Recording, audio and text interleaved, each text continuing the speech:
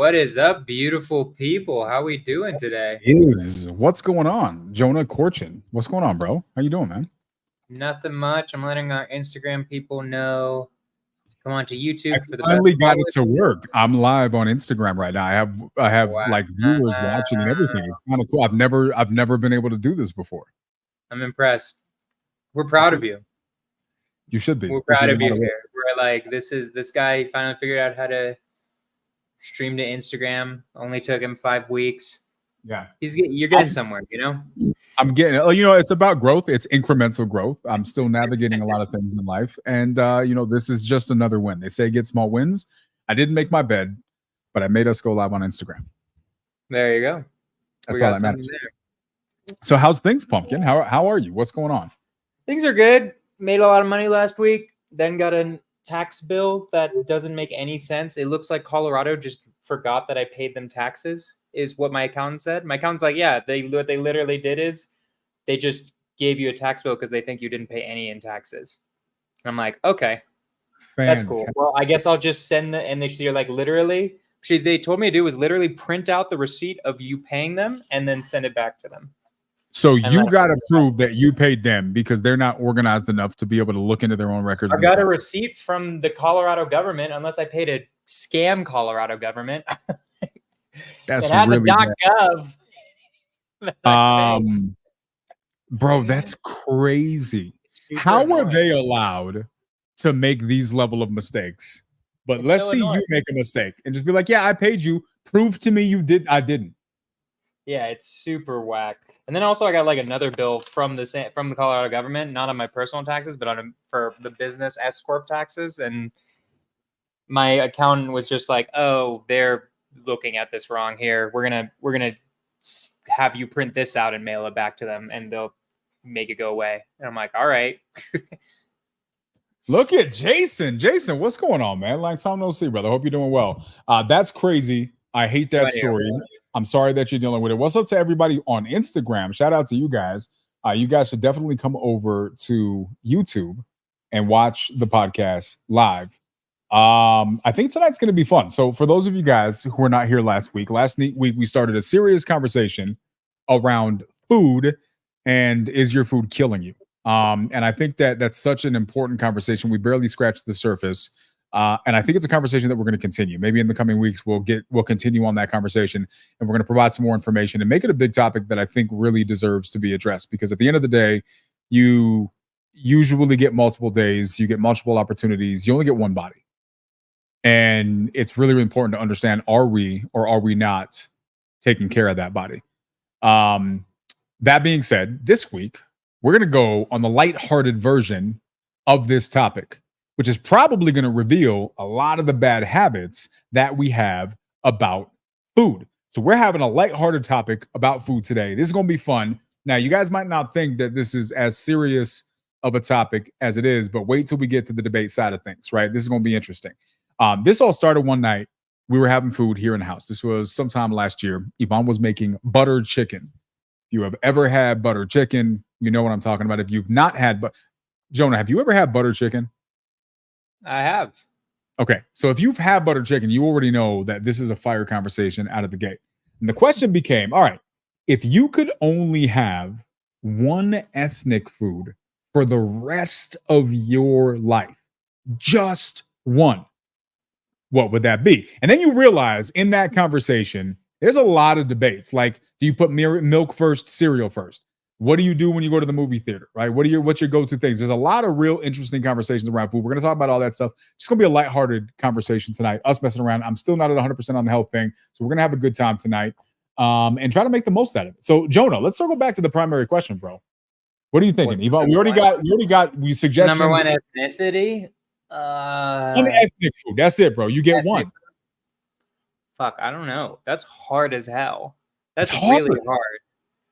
To get one single ethnic food. Mexican is terrible if you're a vegetarian. So if I keep my vegetarianism, Mexican food is trash. So I can't do Mexican. We need to talk about you not being a vegetarian for much longer, but food is bad. We could talk about me. Maybe I'll go carnivore. Wouldn't that be fun? Just go a little bit of carnivore just because. You should mix it up. I think it's time. I would be look, like we talked about last time, I'm not a vegetarian for health reasons. I would become jacked if I went carnivore. I would my body would transform into. You know what I need to do? I need to bring the proof to you that you are. I literally sent it in our group chat for the show, bro. You are doing the earth no benefits by being a vegetarian. You're not saving. We can have a debate about that if you want. We can do that in our food conversation. One ethnic food, bro. What are you doing? So Indian food could be a good option for you then. Indian is okay. I would get so fucking tired of curry so quickly, though. I don't know. It would be hard. I feel like Italian would probably be it because there's enough good mixes of different things. Like I could throw in like an eggplant parmesan every once in a while. I can throw in like some spaghetti marinara, maybe some butternut squash, spaghetti and soy balls. No soy balls. Gross. That's gross, disgusting. Dude. You've actually tried a soy ball? Have you actually never had one? I've never had a soy ball. What the fuck is a soy ball? Do you mean like a tofu ball or like? I don't know. Is it a tofu ball? As far as I'm concerned, you have eaten a soy ball and you just don't want to admit it. I just don't think you know what is. I don't know if you know what a soy ball is. I think you just made that up. I feel like your view of a vegetarianism might just be like we eat soy balls all day. That is what you do. So Yvonne, that's 100% what you do, especially if you're vegan. Yvonne was a vegetarian for like 20 years. For like the first 7 years of our relationship, she was a vegetarian. So eating out was fun, right? Which is why she makes this statement that Mexican food's the best for vegetarians because you got rice. But Yvonne wasn't a vegetarian. She was a carbitarian because this woman could have lived on pizza and mashed potatoes and French fries and cupcakes forever. She still can, but she doesn't anymore. Best for vegetarian: rice, tortillas, cheese, beans. What are you talking about? No, those are the 3 things you can eat. What else can you eat other than rice, beans, and tortillas? That is literally it. In fairness, Mexican food is only only 5 ingredients I can eat, and like lettuce and tomatoes. Well, if adding meat is really Mexican food is only 5 ingredients done 3,000 different ways. Straight up, you said the 3 vegetarian ingredients. So Luke, So the healthy eating conversation was last week, and we will continue the healthy eating conversation soon. But today, forget that health is a thing. We're just talking about in general flavor, personal experience. Look, Jason's from Houston, and he's Mexican. He was a vegetarian for 5 years. Hardest part was beans falling through the grill of the barbecue.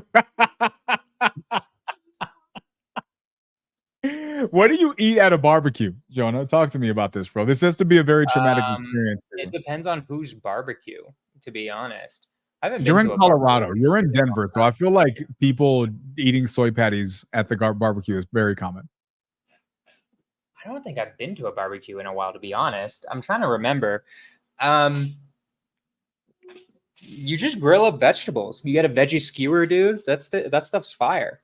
That's what you do usually. And salads, mashed potatoes, mac and cheese.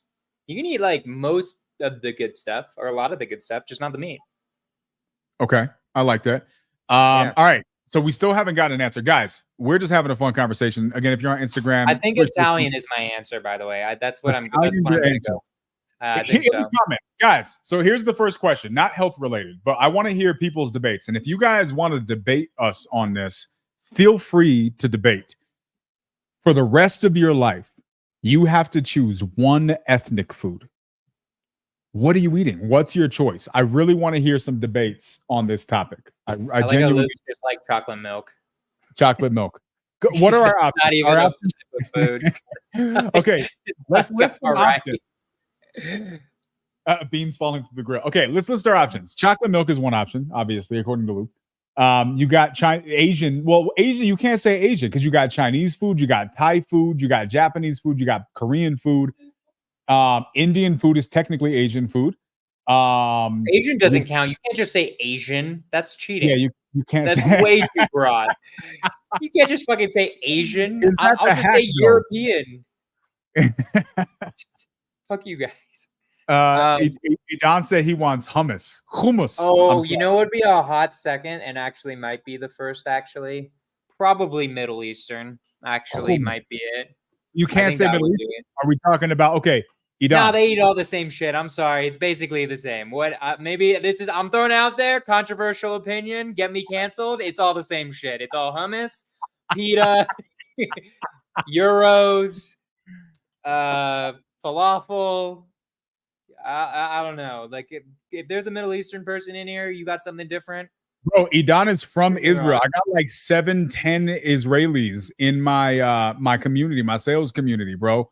And they have very strong opinions on this topic. You might have I feel like they're just gonna agree with me.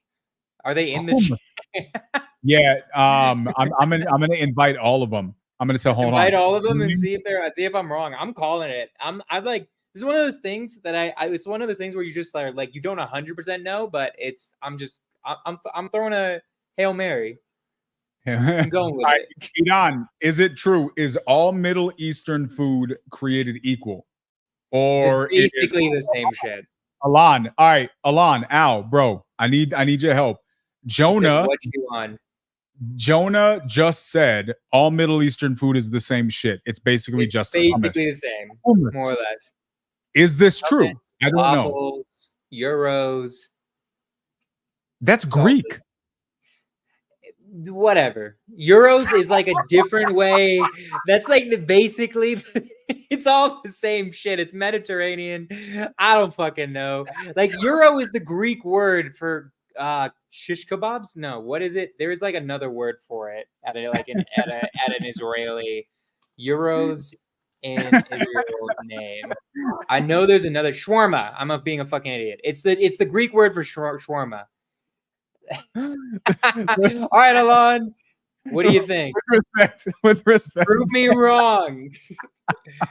What's the difference? Al. Oh, hold on. I'm gonna send Al the link. Al. Will you join the podcast if I send the link? He's just about to school the hell out of me right now. That was like a euro is basically a shawarma. They're like it's like the same thing. Yeah. Here's the crazy. How the heck do I share this thing? I'm so dizzy right now. How do I share the stream? How do I do it? Why am I not seeing an option to do it? Share it. I got you. All right, send me the link. I've just put it in the private chat. All right, bet. That's a link for somebody. Al, come on here, dog. Come show this dude what it's really about. I want to know how you think a shawarma is that much different than a euro. It's like it's the same thing, different word. Going out there. I don't think it's the same at all. I've never seen olives. What is the difference? I've never seen olives or whatever they put, or tzatziki. Israelis have tzatziki. Israelis eat tzatziki. Suzuki. How do you say that word? No, the first way you said it was right. Tzatziki. I'm not saying it right. I'm definitely not saying it right. Hold on. It's going to be very funny. I might get schooled right now. All right. A little introduction for Al, because he's not going to do a great job at introducing himself. So Al is in my sales community. Super dope dude. Been in there a couple months. He's legit crushing the game. Started closing a bunch of deals right away. He has been for a while. He is from Israel. When I met him, he was in Mexico. Then he moved to Colombia. He was just back in Israel. This dude's all over the place. So I feel like you're qualified to speak on the food of various cultures. Is this an accurate statement, Al? I think that's accurate. All right. So how am I wrong? How am I wrong, Al? Lay it on me. So yes, but let me ask you a question. Which part specifically are you referring to? That all Middle Eastern food, like more or less the whole thing. I will say I've gone to a Persian place that had a lot of different dishes. Other than that, it's basically the same. Like, everywhere I've ever went. There are like 20 different countries in the Middle East, or I think Italy is technically the Middle East, to be honest with you. And no, that's the Mediterranean. But anyways, there's so many different cuisines there that I'm talking like Egypt, Israel, like Turkey. Like I feel like there are little differentiating ones, probably, but it's more or less we're eating hummus, we got pita bread, We're eating like it's we got shawarma, you know, like we're eating more or less the same things, you know, like maybe there's different words like euro instead of shawarma, but I don't know. It seems like it's the same. Maybe I'm wrong, but I don't know. Well, you tell me if I'm wrong, Al. So, but you're partially wrong. So there are specific foods which I think you can find in every of these countries. However, I think the majority of the food is country specific. So I'm not sure about this, but I'm pretty sure you can find hummus and pita bread in pretty much every country you go to around there. But you're gonna have Egyptian food that you don't have in Turkey, and you're gonna have Turkish food that you're not, you won't have in Israel, and you're not gonna have in Iraq and Iran and all these. So that's pretty much how it goes. So all right, what food though?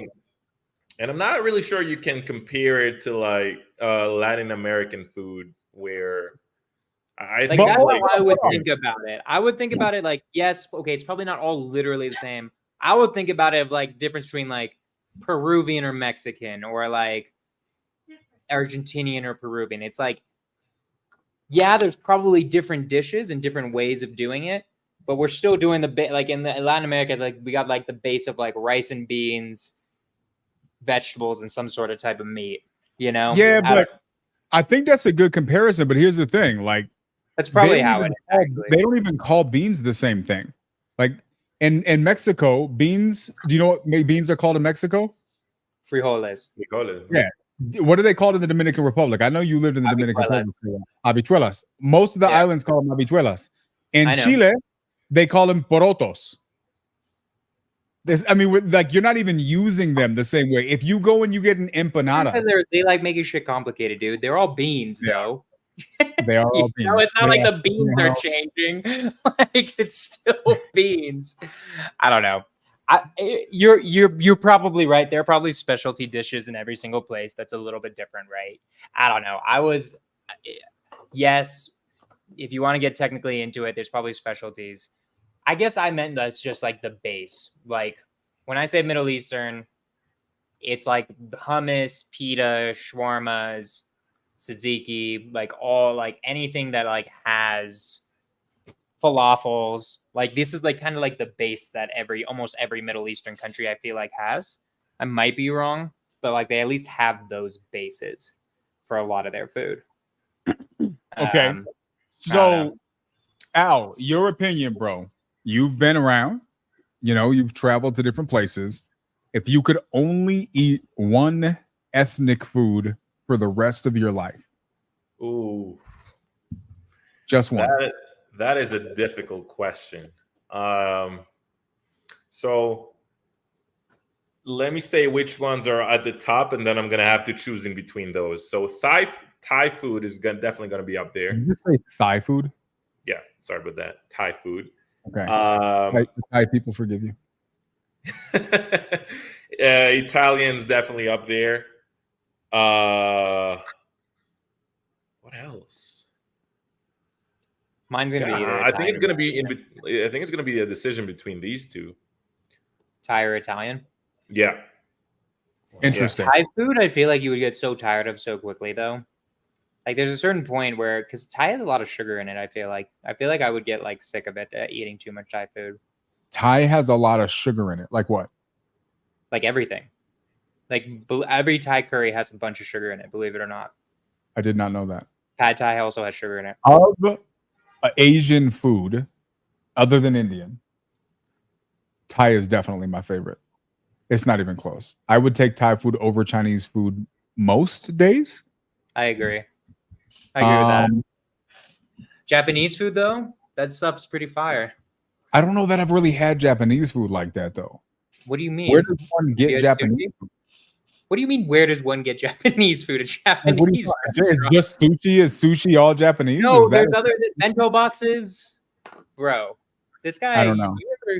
You live in New Mexico. Do they even have Japanese people in New Mexico? Probably not. Probably zero Japanese representation. Probably in Japan. There's some pretty good Japanese food. I usually just eat sushi though, but there are bento boxes and other stuff that's also. Can we really talk good. about why sushi should stop being a thing? I'm sorry, what? Sushi should stop being a thing. All right. Let's hear the case. Let's hear parasites, bro. Just Google argument. Sushi and parasites. There's no. It's the simple argument. I'm going to Google it right now while we're talking. All right. Sushi, what percentage of sushi has a parasite in it? Okay, that's a fantastic question. What percentage of sushi? It could be like 0.01%. Oh, look at this, bro. Look at this. The freaking thing is legitimately finishing my sentence for me. I didn't even hit enter. Google knew what I was about to ask. Maybe there's just a bunch of people. Maybe there's a bunch of people getting misinformation like you. You know? Hold on. That's probably what it is. Hold on. Present. Share screen. Okay, share screen. What percentage of sushi has parasites? All right, guys, let's do this. Boom, here we go. Y'all see this? What percentage of sushi has parasites? Boom. Okay, let's see what are the other worms from sushi. How likely is it? Sushi worms pictures. Does sushi have bruh? And I don't know what this means. Sushi parasites have increased 283-fold. Okay, but how many are in there? I don't know. Let's check. This is another one. Washington.edu. That's an educational page. Pretty good. Let's see. Let's do this. Oh, there we go. Look at that. It's the whole parasite in there. It might be Photoshop, but it's not the point. The herring worm. We can only see the Google search. You can't? It's not going? All we see is the Google search. How about this? There we go. All right. Yep. Oh, bro. Okay, can you move past that? Can you move past the parasite itself? All right, thank you. It's like to be clear, the topic of the conversation is parasites, and you wanted to move past it immediately. Yeah, of course. I don't want to look at parasites. To be clear, that's 283-fold. All right, this guy. These studies harness blah blah blah blah blah. Despite the names here, I don't know if this is going to answer our question. I think they're just saying it's possible. It's just saying it's gone up. It just says it happens. Yeah. This is another one. How many? Yeah, it's not. What percentage of fish? So sushi. What is this? How rare is it to get sushi? See, look, this is in your favor. 10 diagnosed cases in Japan. 1,000. Japan. And for some reason, you're going to be one out of 10 in the United States. Keanu would be one of the 10 because he's getting sushi in New Mexico. like that might be where the 10 are. Yeah. What kind of fish do you have out there? I don't know. We got fishy people. That's about it. We don't really have fish out here. So that's where they make. All I'm saying is, it's a thing. And when I first started looking it up, it was really bad. And all I saw was these weird horror stories of people like having parasites like crawl out of their arms, like while they're at a table, right? Because the parasite infection was so bad. So yeah, all I'm saying is just take care of yourself, guys. Sushi is a vibe, but I just feel like the negative side effects scare me. Okay. So there we go. All right. So we got. Here's the thing. Let's do a list, and then we'll move on from the last ethnic food. We'll talk about some other debatable food choices here. Okay. So what do we got? We got Italian food. You got. Let's just summarize it to Middle Eastern food, since Jonah's racist. Middle Eastern food. You got Chinese food, Thai food, Japanese food, Korean, right? That kind of like, you got Indian food. But then let's go to America, because nobody's out here trying to choose American food forever. I don't think that's a thing that people are going to want to choose. I mean, some people. Yeah. What are you going to eat? Like burgers and French fries from a diner? Burgers, French fries, hot dogs. That's horrible. Why can't we do better? Why are we like this? I don't understand. Okay. So that's the American option. But here's the thing. You got soul food. Soul food is a thing. For the rest of my life, that'd be aggressive. Cajun food is also another. I need it to be. something I could potentially be in. It has to be diverse enough where I'm potentially in the mood for it always. I feel like. Okay. You know what I mean? Yeah, I guess so. I feel like here's the thing. Here's the hard time that I have with giving up Mexican food. Am I supposed to never eat chips and salsa again? Yeah, you can't. No chips and Like, salsa. are you ready to give that up, Jonah? Because I don't know that I am. I'm very ready to give that up. I'm okay Seriously? with that. I just don't eat. I'm not like it's good. I'm not that into it. I wouldn't be like that harmed by giving up chips and salsa. Giving up hummus, I got bro. Like I literally right before this podcast was eating hummus. I have hummus right next to me right now. You know what I'm saying? Like this is my snack of choice. Wait, that would hold be on. hard. How was he supposed to be pronouncing that, Al? Hummus? It's fucking hummus, dude. I'm saying that right. It's either hummus or hummus. Oh yeah, that's like Hebrew though. You just Like said the from same Mountain thing. Hebrew. He said it's either hummus or hummus. No. said There's he different. added There's There's different types of. There's the Arabic one, which is harder to do, and there's the Hebrew one, which is. I don't know if you can hear the difference, but there is one. I can promise you, there's a difference. Okay, wait. For everybody here, this just became an educational program. Demonstrate to us the two different ways of the Arabic and the Israeli way of saying hummus. I'd rather Arabic.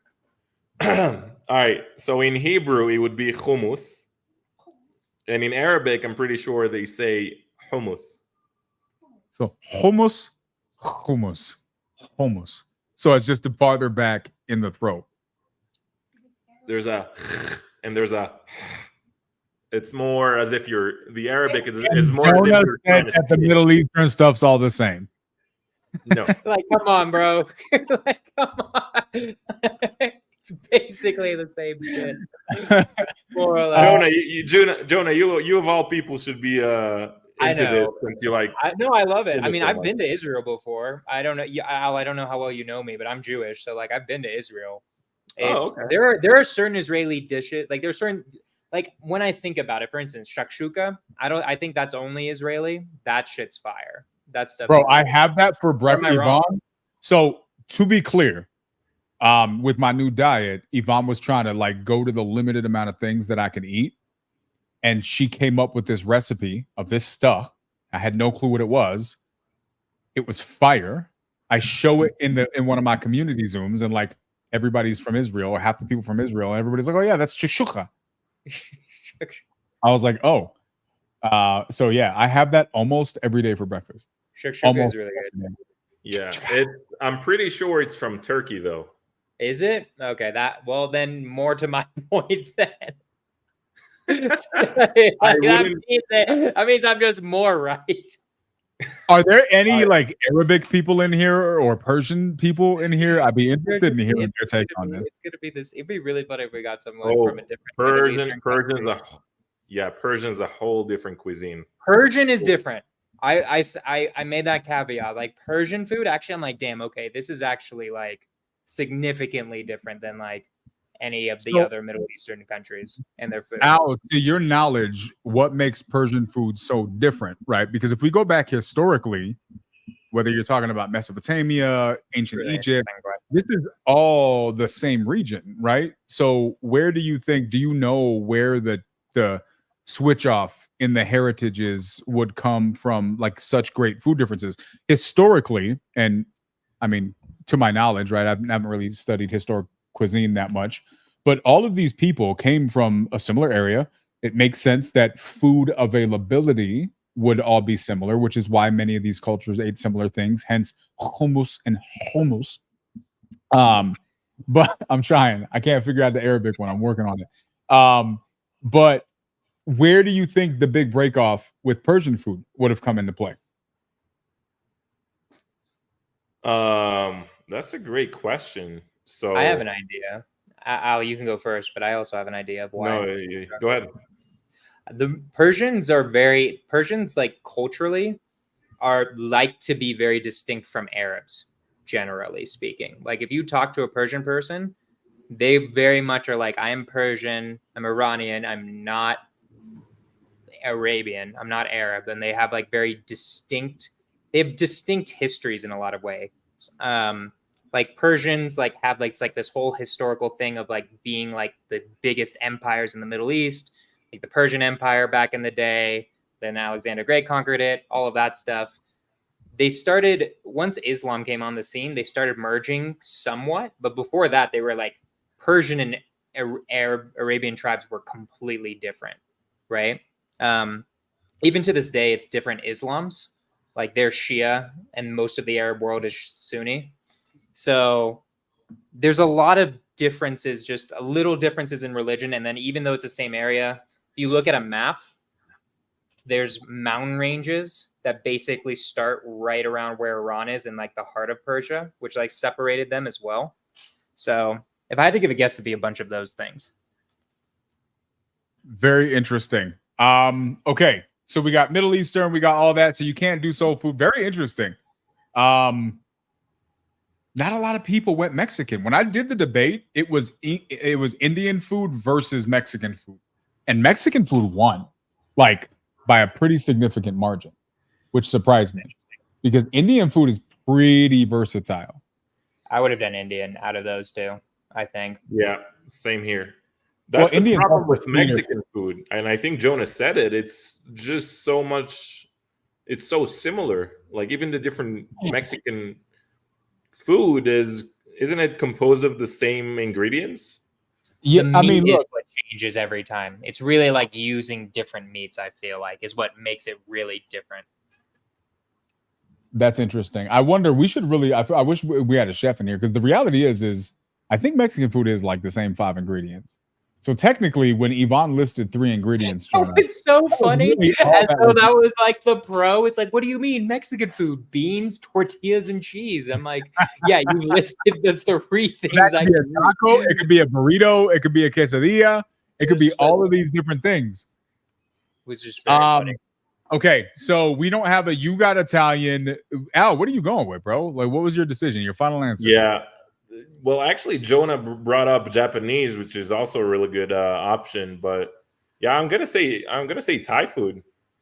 I'm gonna go Thai. with Thai. I wish we could do a poll. Respectable. How do you feel about Colombian food, Al? Not for me. I love the food in Colombia because it's fresh. It's well seasoned. It's it feels good. But I like it when they're making. I like it when they're making not Colombian food, so other types of food. The specifically Colombian food, unless it's empanadas, it's just not my personal taste. Like how Gianmarco's in the chat. Gianmarco, Italian is like right there. It's either like Israeli, Middle Eastern food or Italian. Marco, bro, I'm right there. I feel like I don't respect this answer from him, simply because he's he is from Italian? Italy.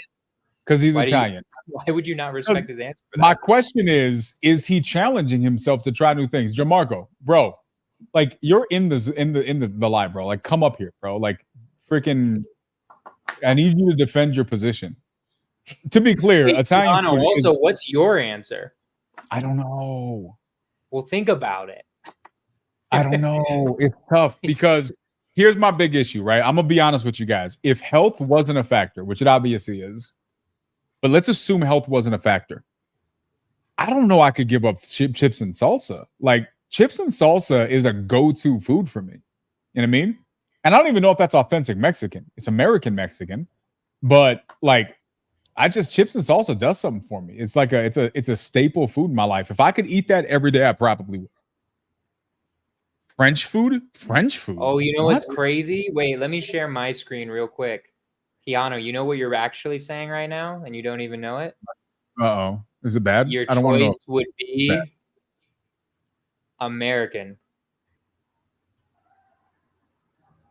That's Chips what it would and be. salsa, a Your choice. pre-American Your choice is Tex-Mex. You know, when I was in Italy, with Sicily, my choice is Tex-Mex. When I was in Italy or Sicily, Jamarco, bro, get to the stage, dude. When I was in Italy, it was either Italy or Sicily. I don't remember which. I went to a restaurant and I ordered pizza. And the guy there told me that pizza wasn't actually Italian, it was American. I don't know if that's true or not. But that's what the guy at the restaurant. Depends what type of pizza. Maybe. I think that's what it depends on. What type of pizza? There's certain pizza that's very American. Jamarco's pooping, so he can't come on stage. Don't poop on camera. Okay, Jamarco is, as our resident Italian expert, is pizza an Italian dish or is it an American dish? Or where is it? He's pooping. I feel like it depends on what type of pizza. Because like deep dish pizza is very American. But then like there's Italian styled pizza. Fun fact, Yvonne, because we've been doing like the whole health thing. So Yvonne, like she's full Homestead Barbie right now. Okay. So she legitimately home makes sourdough bread that she turned into pizza dough. She got some raw organic cheese, some basil, which she's attempting to grow as well, homemade pasta sauce. I feel like you're being a little bit aggressive with your response. Look at this. Look at the way Jamarco answered this question.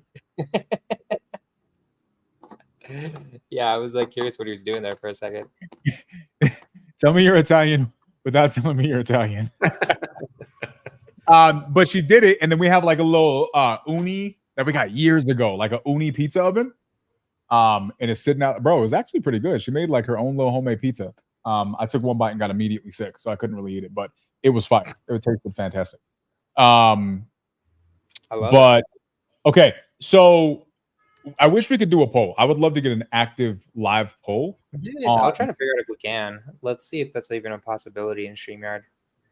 If not, we can do it on Instagram directly. While we're pulling that poll up, let's go on to some other food debates. Guys, if you have food debates that we're discussing, we're having a good time today. If you guys have any food debates, I want to hear about them.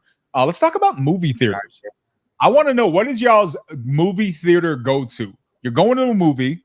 What's your you got a couple snacks. What are your snacks that you're getting other than popcorn? Like what candies are you going to? Al, have you ever been to a movie theater? I don't know if you've ever is that just you ever been to a movie theater, dude? Yes, I have. Yes, I have. All right. So in the movie theaters that you went to, did they have candy? Jamarco said pizza. Jamarco, I hate you. You don't eat pizza at the movie theater, bro. Do they have do they have pizza at the movie theater in Italy? So first of all, maybe in Italy. Is that an Italian thing? Because I don't know anybody in America who should ever eat pizza at the movie theater. That's disgusting. Well, that's because the pizza's disgusting at a movie theater also. Correct. It's horrible. In Miami, they do. Maybe in Miami it's good. All right. So what's your go-to? I have mine. I got mine on deck. This is a non-negotiable for me. I already know what mine are. Right. Well, mine would be the two that come up to my head are Twix and Snickers. Oh, Twix. I was thinking Twizzlers. No. Twix. So you eating two different chocolates, bro? You said to choose two. Yeah, but like, who eats Twix and Snickers next to each other? I think he's saying. No, I didn't say. I would say these are my favorites. Okay, but I would definitely no question eat both of them if I had the opportunity. Okay, interesting. Mine's simple. I'm getting Raisinets and Sour Patch Kids. Raisinets, bro. What? Please don't disrespect raisinette, dude. Wait a minute. Are you a grandma? Raisins? Are they just the raisins? Is that a bag of raisins, bro? Is that a bag of raisins? What the fuck is a raisinette? You really don't know what a raisinette is, dude? I'm looking it up right now. I've never heard of chocolate. Oh, my grandma used to have those. Yeah, I know that. Yeah. I remember these. My grandma would have these in the house. That's not it. Wait, so you have an old thing? There's no way Raisinets are an old people thing. People in the chat, type a 1 if you've ever eaten a Raisinette, not from your grandma. 1 if you've had Raisinets and you think they're 2 normal. if you've never had them. If you think they're for elderly people and you've never had them. I need to know. A Raisinette. Raisinets are fire, bro. What are you talking about? I mean, I kind of remember them being good. It's just like it's been a while. Grandma's been dead for a bit, so that's rough. Been a minute. All right. Okay, Al, have you ever had a Raisinette, dog? I have no idea what it is. I'm trying to look it up, and mine would just be M&Ms. If I'm gonna eat candy, it's gonna be M&Ms. Regular or peanut? Probably regular, I think. Okay. I just don't. I don't like. Usually, I just don't eat anything at a movie theater. I usually just eat beforehand. I don't know. I don't like movie theater food that much. So you just sit there with your hands unoccupied the whole time you're watching the movie, just looking? Yeah. Who does that, bro? You got to be doing something. You got to be eating something. You have to be consuming. Yes. You have to get them. That's some Consumerism, matrix shit. That's some capitalist matrix shit, dude. Wait, does You gotta be anybody actually just go constantly. sit there and watch it? That's I feel weird like to me. the majority of people aren't eating necessarily. No, I feel like you Have you ever been? I don't know if either of you guys have been to those movie theaters where they actually like have food, like it's like a restaurant. Those are fire. Yeah. I love Those that. are cool. I love it when it's like real food in a restaurant, in a movie theater. No, that's really good. Wait, I really need to know. Somebody in the comments, please tell me. Do you guys go and just sit there and look at a movie without eating something? Is that normal? In my head, that's the weirdest thing ever. But before you answer that, have you eaten a raisinette in the past 5 years? Comment below. If I was gonna always have snack food in this house, it would be those same things, and I would add gummy bears because I'm a big gummy fan. Gummy bears. I'm gonna keep that up there for a little bit. I'm pretty sure that's not how you spell it. I have no clue how to spell it. I have zero idea. Okay. Oh, wait. So Raisinets are those chocolate covered raisins? Yes. Yeah. Chocolate covered raisins. That's apparently what it is. I feel like, where did I eat that? I haven't eaten that in like 15 years, I feel. And I have. Didn't you just turn 15? Yeah, I'm 16. So when I was 1 year old, that's unnecessary. Why would you not tell people, bro? That I'm what, 16? Yeah, no, this guy right here. He would not tell people that he ate Raisinets. Raisinets go crazy. What is wrong with y'all? Why is this a debated topic? I feel like this should be common knowledge. Raisinets are fantastic. They just don't exist anymore. That's what I meant. I'm like, I swear to God, the last time I ate a Raisinette was at my grandma's house. You guys are crazy. First of all, Jess. All right, Jess is a little late to the conversation. She would classify all Indian food. Yes. Yeah. So the original topic was if you could only pick one ethnicity, right? So clearly she already went Indian, which is good. I think that's a good variety of choice. First question for you, Jess. Huh? Raisinets exist. Jess, do you know what a raisinette is? Wait, I also have another question that we can throw around here a little bit. Okay. Instead of just like what unless you got more for the movie theater one. Yo, Jess, please kick. I'm about to boot Jess. I'm about to boot. Gotcha. When did Raisinets become classified? You know what's great? She also was in this after I had said like the last time I had one was when my grandma gave me to me. I need you guys to know right now, I'm very offended by the direction that this conversation took. Oh, I'm so happy. It's only appropriate for grandma's house. It's one of those things where it's good, but you would eat it if it's there, but you never bought it one time in your life. Exactly. You know what I mean? No. Exactly. I have a bag right here. Agree. To be fair, this thing, where did we get this from? Oh, this was from the RV road trip. That's the only reason this is in our house is because we bought it for the RV road trip. And when you're driving in the middle of the night, you need snacks to stay awake. So this is the thing. Chewy Sprees. Fun fact. Do you guys know what Chewy Sprees are, or is that another old people's candy? I don't know what the hell that is either. Chewy Sprees? I'm like doing research. Where are you guys from? This is the problem with podcasting with children. You guys have no taste. This is my first issue as I podcasted with toddlers. That's my first issue right there. Is this good? I'm like looking it up right now. It looks like a bad Skittles. Nah. It looks like Skittles. It looks like Skittles. Hold on. I'm going to show you what I found.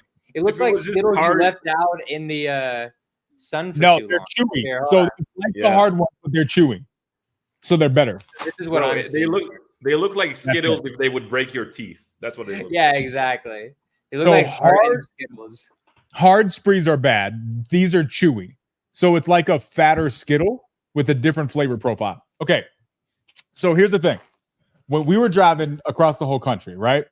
And we're in this RV and it's the middle of the night and we don't normally eat like this because health purposes. But on that trip, like you need something to keep yourself going to drive through that. It's probably not a great habit, but that's what we decided to do. So we stop at this gas station and we're like, oh my God, I haven't seen chewy sprees in like 20 years. To y'all's point about us being old. And we're like, should we get them? And Yvonne's like, do we really need it? We got enough crap in the car. I'm like, I think we should get it. She's like, I think we shouldn't. Maybe at the next one if you still want it. I'm like, fantastic. We'll do that. Tell me we would hit 846 gas stations in 12 states and 0 of them had freaking chewy sprees, bro. It was like 16 gas stations later that we finally found the chewy sprees, bro. That was the biggest FOMO I've experienced in a very, very, very long time. So okay, Jonah, what you said you had another debate topic in the snack. It's just like, no, it's going on the food one still. Okay. Instead of one ethnicity, what if it was like one dish for the rest of your life, and you had to choose a single dish? I bet that's it. One dish for the rest of your life. Single dish. It's really hard. I already have Yvonne's top 2 options that I feel like I'm right about. One dish. All right, guys, in the chat, you can only eat one dish for the rest of your life. We know for Al, it's going to be hummus. Not back here, up here. No? No. I would get tired after 3 meals. Hummus could not be it. Hummus would that's too much of the same. Yeah. Bro. Oh, I don't know. Believe in yourself wants to eat boiled peanuts for the rest of his life. Okay, so here's my health answer, right? Okay. So like for most of these we're gonna take health out because if you only had one thing for an entire this is not a health conversation. My healthy decisions would be completely different. But I did do in 5th grade a project on this exact topic, and I did research, and I found out if you were to have one food, like if you had to survive on one food, the best food for you to eat would be potatoes. They have the minimum amount of every single vitamin, basically, that you need to survive. Potatoes. Fun fact. So the Irish would be happy. Eating a dish of potatoes? I'm just letting you know, like if you had to survive, what you'd want to choose would be potatoes because it has the minimum amounts of every single vitamins and then a bunch of other different ones, and it's pretty filling. So I'm just gonna throw it out there. I did a 5. Bro, you raised the question of what dish, and you left with one item. Bro, well, I'm just letting you know. I haven't come up with my answer. I'm just telling you the right answer. Okay. First of all, Jess, I appreciate most of your contribution to this conversation, except for your opinions on Raisinets and then your inclusion of mashed potatoes. Disgusting. I hate it. Gross. I knew for a fact Yvonne's options were one of 2 things: eggplant parm or this right here. Baked ziti. If she could eat baked ziti for the rest of her life every day, this makes sense to me. I completely believe this. Sounds like the food pyramid. Protein, carbs, bro. Joe, that's you're just outlining food types. Give us a plate, dog. Give us. That makes you healthy. Like it doesn't affect you. Yeah, no, this is unhealth related. This has nothing to do with health. Joe, no, yeah, this is just your favorite food. Forget health. Like we have invincible health markers or something. Al, what's yours, bro? Yeah, I think it's the best steak you ever had with the best potatoes you ever had and some vegetables with it, maybe some broccoli. But fucking Jim Marco, dude, just change, bro. Like try new things. We get it. You're Italian. All right. Pasta al pesto. Pasta al pesto. What kind of potatoes though? Cacio pepe. So I went to a restaurant here in Medellin, Colombia, a month or two ago, and I swear they had these like roasted potatoes. They weren't like French fries; they were bigger, but they were still crunchy and some sort of roast potatoes. And these were the best, probably the best potatoes I've ever had. So that's what I have in mind with a really, really good steak. Whatever the bottom guy's name is, Joel agrees. His name is hummus. All right, Yeah. I think you know what I think I would choose. I think I've decided it. I think it'd be probably like a falafel gyro or like a falafel sandwich and like pita bread with tzatziki. I think I could live with that for the rest of my life. Falafel sandwich. So you're never eating pizza again. You're never eating pasta again. You're never eating. Well, you only get one choice, bro. Like I'm choosing one thing. Question. Jamarco's over here talking about some pesto has everything you need. Apparently, did you include pesto in your potato research? No, it was definitely just straight potato. All right. This was in 5th grade. It was a while back, so like I don't really remember 100% why. It was before they invented pesto. I don't think that was part of the project. Like I think that's the thing. Oh, yeah. Jonah, that's a good choice. Yeah. I mean, a good falafel it's the one ingredient that like you will be able to survive on just eating that. It's why it's fun fact. It's like if you do research on Ireland, when they like medieval, not medieval, like a little after medieval Ireland, why they ate so many potatoes was A, it was really cheap, but B, they actually were taller than their English counterparts and healthier because they ate so many potatoes. Fun fact. So Joel just wants to live on breast milk for the rest of his life. Honestly, sleeper choice. Honestly, a sleeper choice. Wait, John, I don't know. How are you getting the breast milk? Like, I mean, is this? That's for me to know and for you to never know at ever. For you to, that's for me to know and for you to never find out. I mean, maybe you guys are adding. Never know my scores. There's a fun factor to it. I respect the strategy. Oh, wait. You can buy it online? Does it come with the boob or is it boob free? I need more information. Breast free, breast milk? I'm pretty sure it's just the milk. Jonah's legitimately Googling it as we speak. Jonah's looking organic breast milk, Denver. That's what Jonah just Googled. I'm not finding it though. It's boob free. Boob free breast milk. I feel like it's better with the boob, but I don't know. It's been a long time. It'd be more hilarious. Yvonne just got on to what we were talking about. Probably since I was a baby. You got that, babe? It's okay. All right. So I don't know. I don't know what my one plate would be. I really don't know what my one plate would be. You just gotta choose something, dude. Just what's your gut telling you? I'd probably choose something with a steak too, right? Because it's balanced. You can, you know what I mean? Can I rotate the sides? No. You gotta like choose the sides. Like you get sides, but you have to choose them. I gotta stick to the side. Dude, I might just go with pizza. That's crazy. Steak and pizza, is that your side? That's wild. You're gonna die. Steak and a pizza side. If you had it's pizza, health free, bro. We don't have to worry about health in this hypothetical situation. I'm not even talking about health. I'm just talking about like how your body feels. Like imagine eating pizza for an entire week. In this extremely hypothetical situation, everything we choose is fantastic for us. Here's my choice. My choice is pizza. Fuck you then. I choose ice cream. Like what the hell? Like you can just choose. It doesn't matter how you feel either. No. You're doing this wrong, bro. Here's my meal. I choose ice cream. If that's what we're literally doing not. I'm having steak, pizza, and ice cream. All on one plate. All on one. It's one dish if you put it on one plate. You're cheating. You're not. No. That's like a full. Anyway, whatever. You ruined it. That is definitely cheating. It's not cheating. Have you ever been to a buffet? Who here has been to Golden Corral? If I walk up Stop it right now. If I walk up to the bar and I put some steak next to some pizza, which you can do at Golden Corral, and then I put some ice cream on it, that, dear, is a dish. And that is my dish. That's my choice.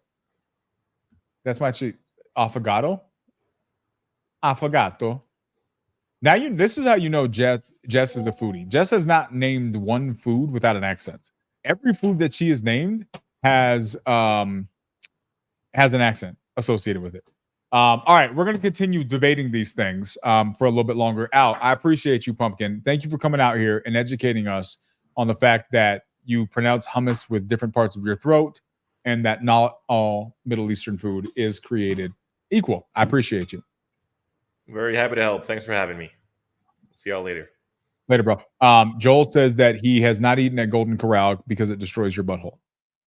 So that has not been my experience, but I can understand. If I ate at Golden Corral right now, that probably would be my experience. So that's probably a fact. All right. So let's, Jonah, speaking of pizza, best toppings on a pizza, dog.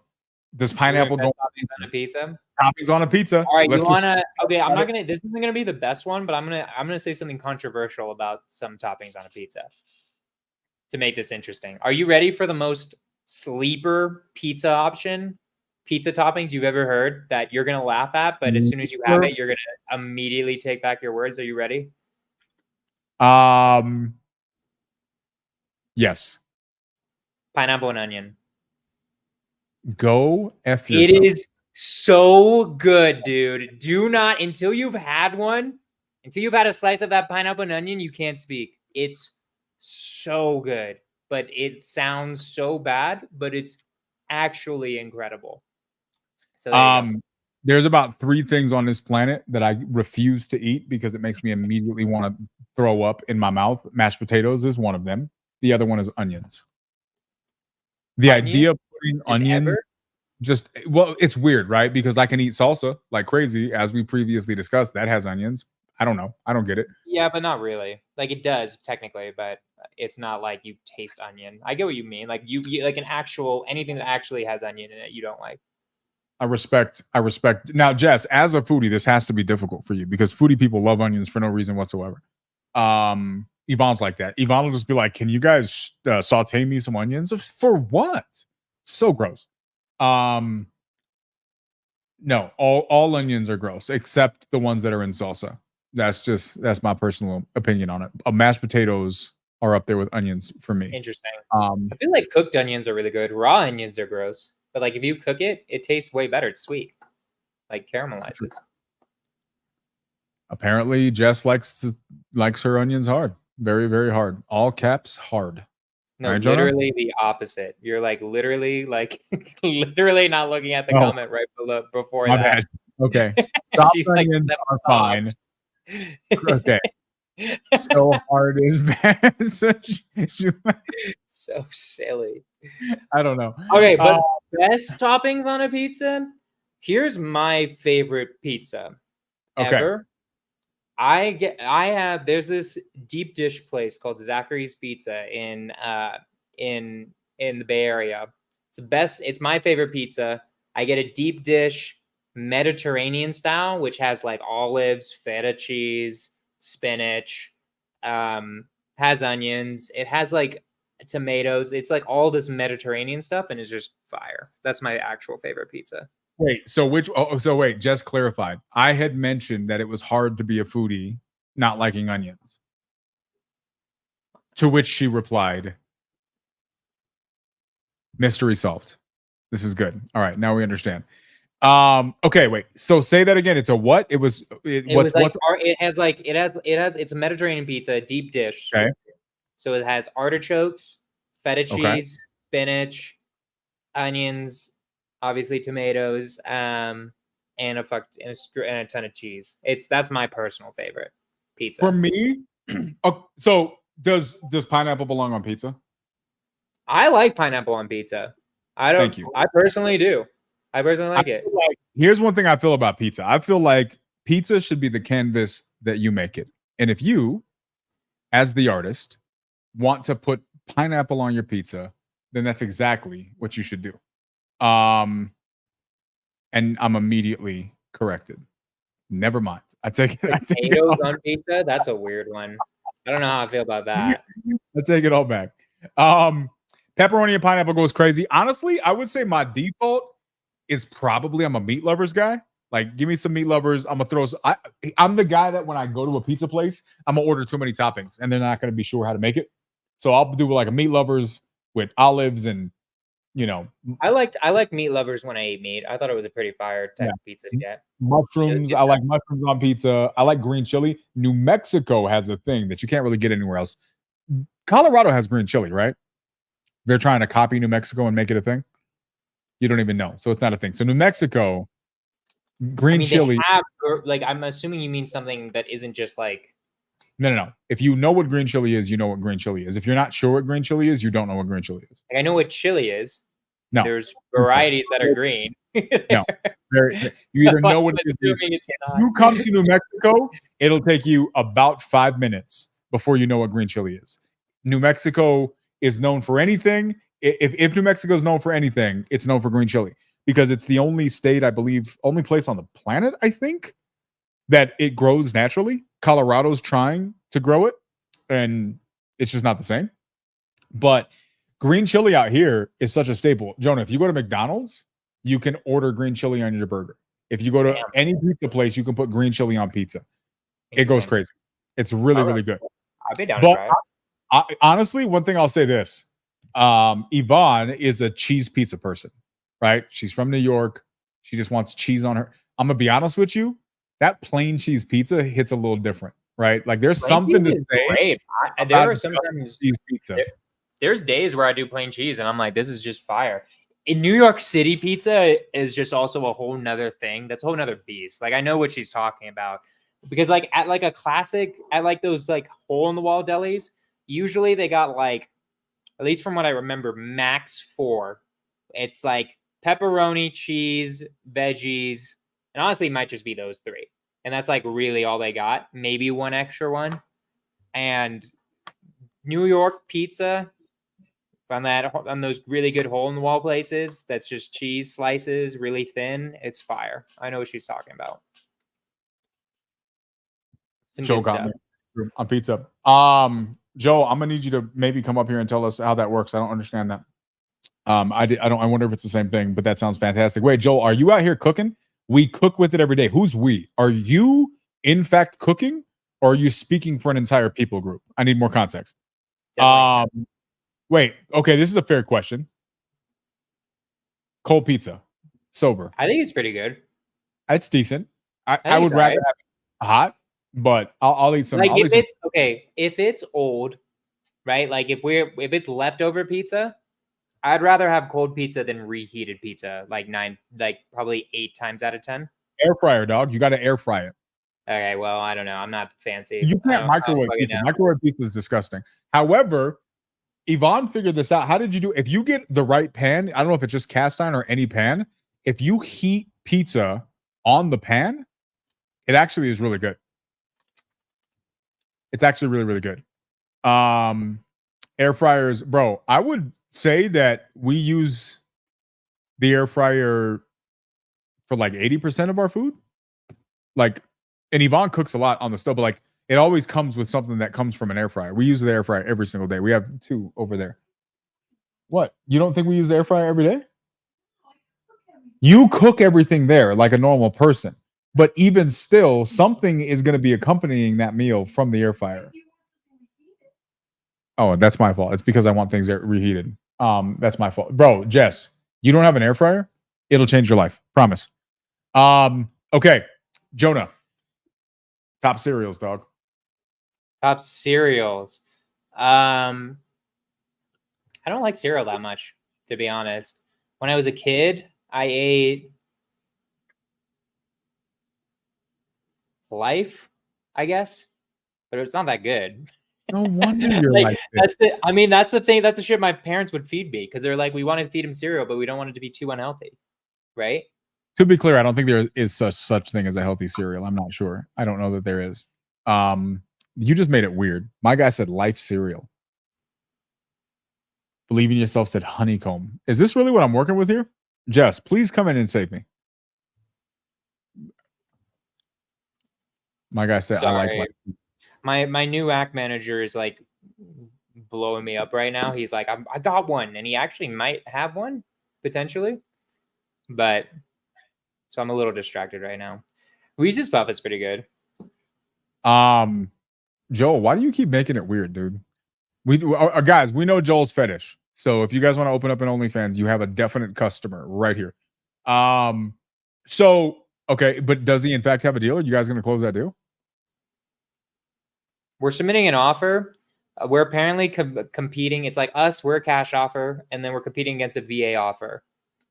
At we're like 35 grand below, but their offer. But you submit offers? Yeah. That's how you do it with agents. Remember? Interesting. Oh yeah. Agents, like, you can't it's not like it's a different process. You can 100%. Frame control, dog. We'll talk about it later. Well, I mean, okay, it is. I'm like trying to help out. I'm on this podcast, and this is his first time ever, and he's like, "Oh, what do I do?" He's like, he's been working for like 3 days. If he was on the podcast, he could submit the offer while being on the podcast and telling us what he likes on his pizza. Cereal isn't healthy. It's an alternative to potato chips. So back in the 80s, when you were a kid, your options were, or like maybe you weren't a kid in the 80s. I was a kid in the 80s. My options were cereal or potato chips. I did not know these were my options. I don't like that we have such little contribution in the cereal conversation. Why? Cereal is like, how often do you eat cereal? Never anymore, but this is not about healthy food. How often do I eat Raisinets, right? Like I don't eat any of or pizza for that matter. Cereal is definitely unhealthy. Of course, we're not talking about health food, y'all. For me, one of the top cereals I do like that I ate as a kid, Golden Grams. Golden Grams. I got an interesting question for you. Hit me. What commonly held food? By the way, Fruity Pebbles. What? Fruity Pebbles. What commonly held food principle, like something that most people would be like, oh yeah, like that's healthy to eat, that's real, that's true, is something that you think that like most people think is that you think is like just absolutely wrong? You understand my question? That makes sense. For the most part, yeah. Jess, Fruity Pebbles are still good. They did not stop being good. We just stopped eating them because we. Oh, bye. He's just gone. All right. Well, I'm taking over this podcast, guys. How you doing? Oh, there he is. All right. That's really funny. It's like, oh, I guess it's gone. See ya. Wouldn't want to be ya. Interesting. I don't agree with it at all. Grapes are horrible. I don't even know that. I don't think this is true at all. I could be wrong. You should. Grapes have an insane amount of sugar. I think that's what she's going with. That I'm willing to bet. What is with Joel's affinity with warm milk? I need to understand why this man's talking about warm milk. Wait, I want to give Jess the. I'm curious now. Let's give Jess the code. How are you sending it to other people? How do you do that? I'll send it to Jess on WhatsApp. All the important people are in my WhatsApp.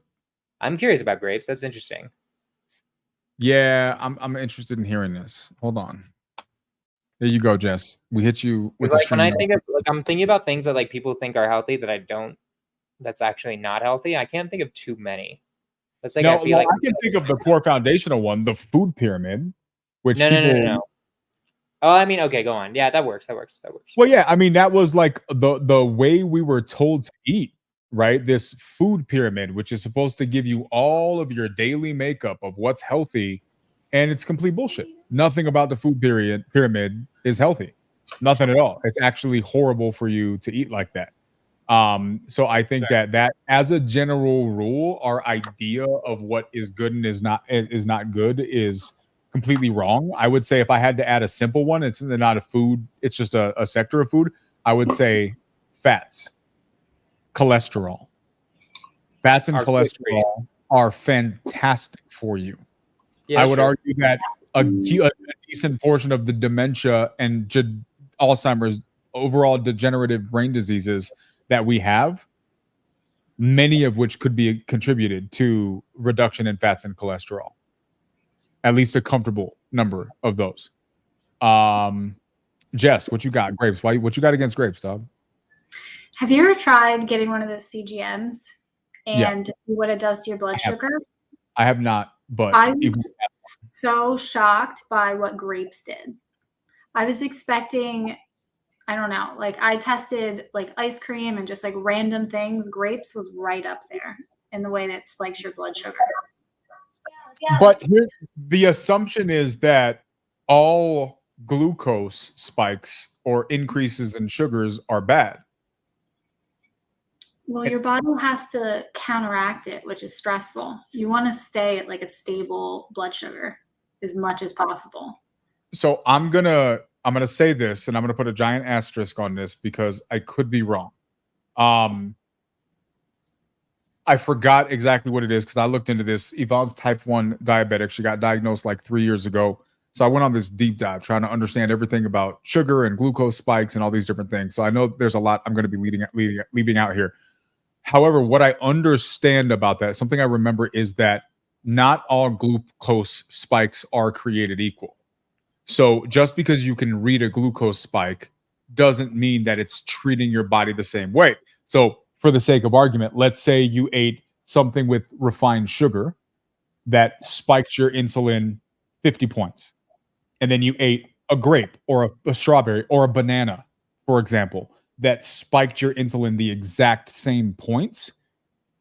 If I recall this correctly, and this is where I'm saying I could be wrong, what they were saying is that it's not at all the same because what you're looking at is one factor, which is the insulin spike, but all of the other factors that are in there balance it out. So that way the impact of the insulin actually isn't as bad. So you can't compare them as apples to apples because the 50-point insulin spike isn't the only factor. Now, I could be wrong about that, but I think the same line is I got my cholesterol checked. I did labs when I was on largely carnivore and my cholesterol was high. And basically they said your cholesterol is on the high side, but because all of these other values are low, your cholesterol being high is actually irrelevant. Yeah. So I wonder if that has something to do with it. I don't know. I wonder. Did you look into that at all? So I think it has something to do with how long it stays spiked too. But yeah, like I think apples, if you're comparing things that way, like, yeah, ice cream is not going to have the nutritional values as grapes. So it does have some things going for it. But I think the spike in insulin itself is still, your body has to counteract that. It's going to cause inflammation. So it still has that same negative effect. But yeah, the one does still have more nutritional values to go along with it. I don't know that they actually affect the fact that it did spike. It's funny. And I'd love to have you around if you're interested when we do the follow-up on the serious health conversation. The more I learn about health, the more, and I've been studying health at a pretty deep detail for a long time, right? I almost got certified as a nutritionist just because it was so important to me 15 years ago. And I just started this diet, which I'll talk about on that podcast. And here's what's crazy. I've done a lot of different diets, and I'm not a big fad diet person. It's what can I do to adjust my diet to provide the best value? And I've done a lot of different things. Carnivore helped me in a lot of ways, even though I was actually really skeptical about carnivore for a long time. And then I did this gut test, which did a full workup of my gut microbiome, and it gave me a specialized diet specifically for me. First of all, Joel, who are you addressing? Yeah, no, I'm going to let you take over for a second. I really want to help him out. He's freaking out. Give me 5 seconds and I'll be right back. Close your deal, bro. It's okay. Yeah, I'll be right back. Me and Jess got it. So what was funny is I was on the carnivore diet, and I'll recap this again when we go over this in the next podcast, but off and on for about 18 months was the only thing that made me feel better. Mm-hmm. And I do this test. The test comes back. And Jess, one of the things on my do not eat for at least 6 months red meat. It's Like- because you overdid it. I don't know what the reason why. All I know is that there was something in my gut microbiome that was saying run away. Mhm. Right? It may have been because I overdid it. That's possible. What's crazy is things that were on my list. Rice. I rarely eat rice. Not a huge rice guy. Never really have been. Yeah. I'll eat it. Rice was on my list. Plantains. I have 746 plantains over here. So I went from never, very rarely, or never eating carbs Mhm. to now eating probably every day plantains and then rice 3-4 times a week. Not only does my stomach feel better than it's been in a long time, but I'm losing weight. I'm eating potatoes, I'm eating rice, I'm eating all these different things. You've been overdoing this. Yeah, so here's what my takeaway on that is. I wonder if food is far more personalized than we've been giving ourselves acknowledgement to, because for as much, and I've never been the kind, Yvonne will tell you, I'm not the type that's like, I'm gonna eat something and like, oh my God, I had to fail because I had to eat that candy bar, right? Like, we all have our moments of weakness where you're in the mood for something, but as a general rule, if I need to commit to something, I can commit. It's not an issue. Like, it's grow up and just do what you got to do. But none of them really worked consistently. And now I'm on this weird diet I would have never suggested. It's just like, are we losing out by not realizing that every single human body is different? And so trying to blanket statement food choices for 8 billion people is maybe unwise. I don't know. Well, that's why I'm getting so excited about precision medicine, because I've been really kind of going down this rabbit hole for a long time. And I then switched and got a job with this woman who is a functional medical doctor. And she specialized in helping women with fertility issues. And so many times, a lot of their issues was stemmed to their diet. And so she would have them take that microbiome test, figure out what was going on there, what was inflammatory for them. She would, and everybody, what the right diet for it was different for everyone, just like you said. She would take people through an elimination diet, because sometimes you have sensitivities to something that's causing inflammation and all of these ancillary issues in the body. And by reducing, which is why carnivore diet helps a lot of people, you might have had a sensitivity to something else that you were eating, but you were eliminating it from your diet by going purely carnivore. But then you had overdone purely carnivore. And the way our gut bacteria works is what you feed it, because there's different gut bacteria in there. And some of them like different things. Like, there are ones who, the bad bacteria, they call it, really like sugar. So if you eat a lot of sugar, it feeds them, they grow. Whereas if you eat ones that are more fed or better for you, that eat like fibers and vegetables or meat, and you eat a lot of those things, that's what grow. And that's how you can get dysbiosis in your gut. And so you maybe just overdid it on the meat, and that kind of skewed your gut bacteria in that direction, if that makes sense. No, it definitely does make sense. This test that I started taking is super interesting because it, in my head, is just really redefining, because there are certain things I would have just never thought it would be okay to eat. And it's just making me feel so much better. Now, then there's a follow-up question where, let's say tomatoes. Tomatoes are on my list. I find myself eating a lot of tomatoes. What about the defense chemicals in tomatoes? Are those an issue, right? Are the negatives of the defense chemicals offset by the benefit that they're adding to your body by eating things that are in line? Like, I think these are a lot of questions that are out there that it exists as it relates to health. And I don't like that the common conversation in our world isn't discussing that more. You know what I mean? As a lot of you guys know, I've been struggling really, really poorly, really a lot with poor health recently, like very, very bad shape, some scary stuff, right? Most of the time I do stuff like this, I'm pushing through, but I'm hurting in the background, right? Why do I even bring this up? The more I get what I believe is closer to a solution, which I think I'm getting close to one. Fortunately, y'all pray for me.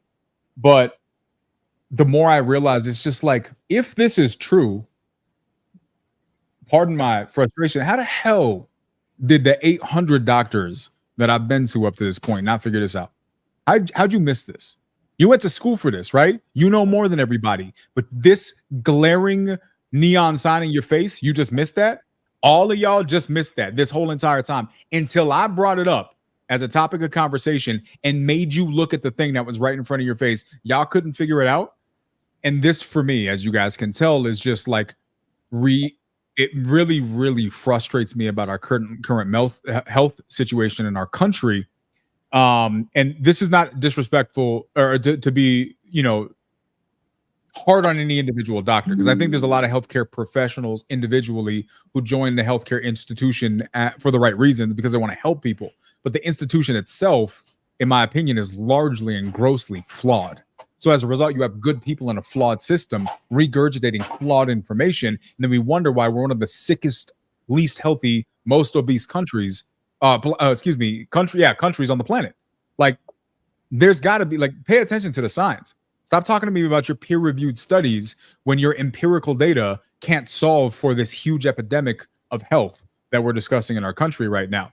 And it's just sad to me. And it's something I'm really passionate about. If what I'm getting ready to embark on helps me, I may become extremely passionate about this and make this a big thing about what I'm doing, because what that'll tell me is that the last 3 months of my life and the misery I've been going through, that's on the tail end of the last 15 years and extreme struggles I've had with health, were not necessary at all and could have been completely fixed way back then because we had the resources, and they weren't. And how many more people aren't being fixed? And this, for me, it's a problem. And I think it's a problem we need to have a little bit of a better conversation surround.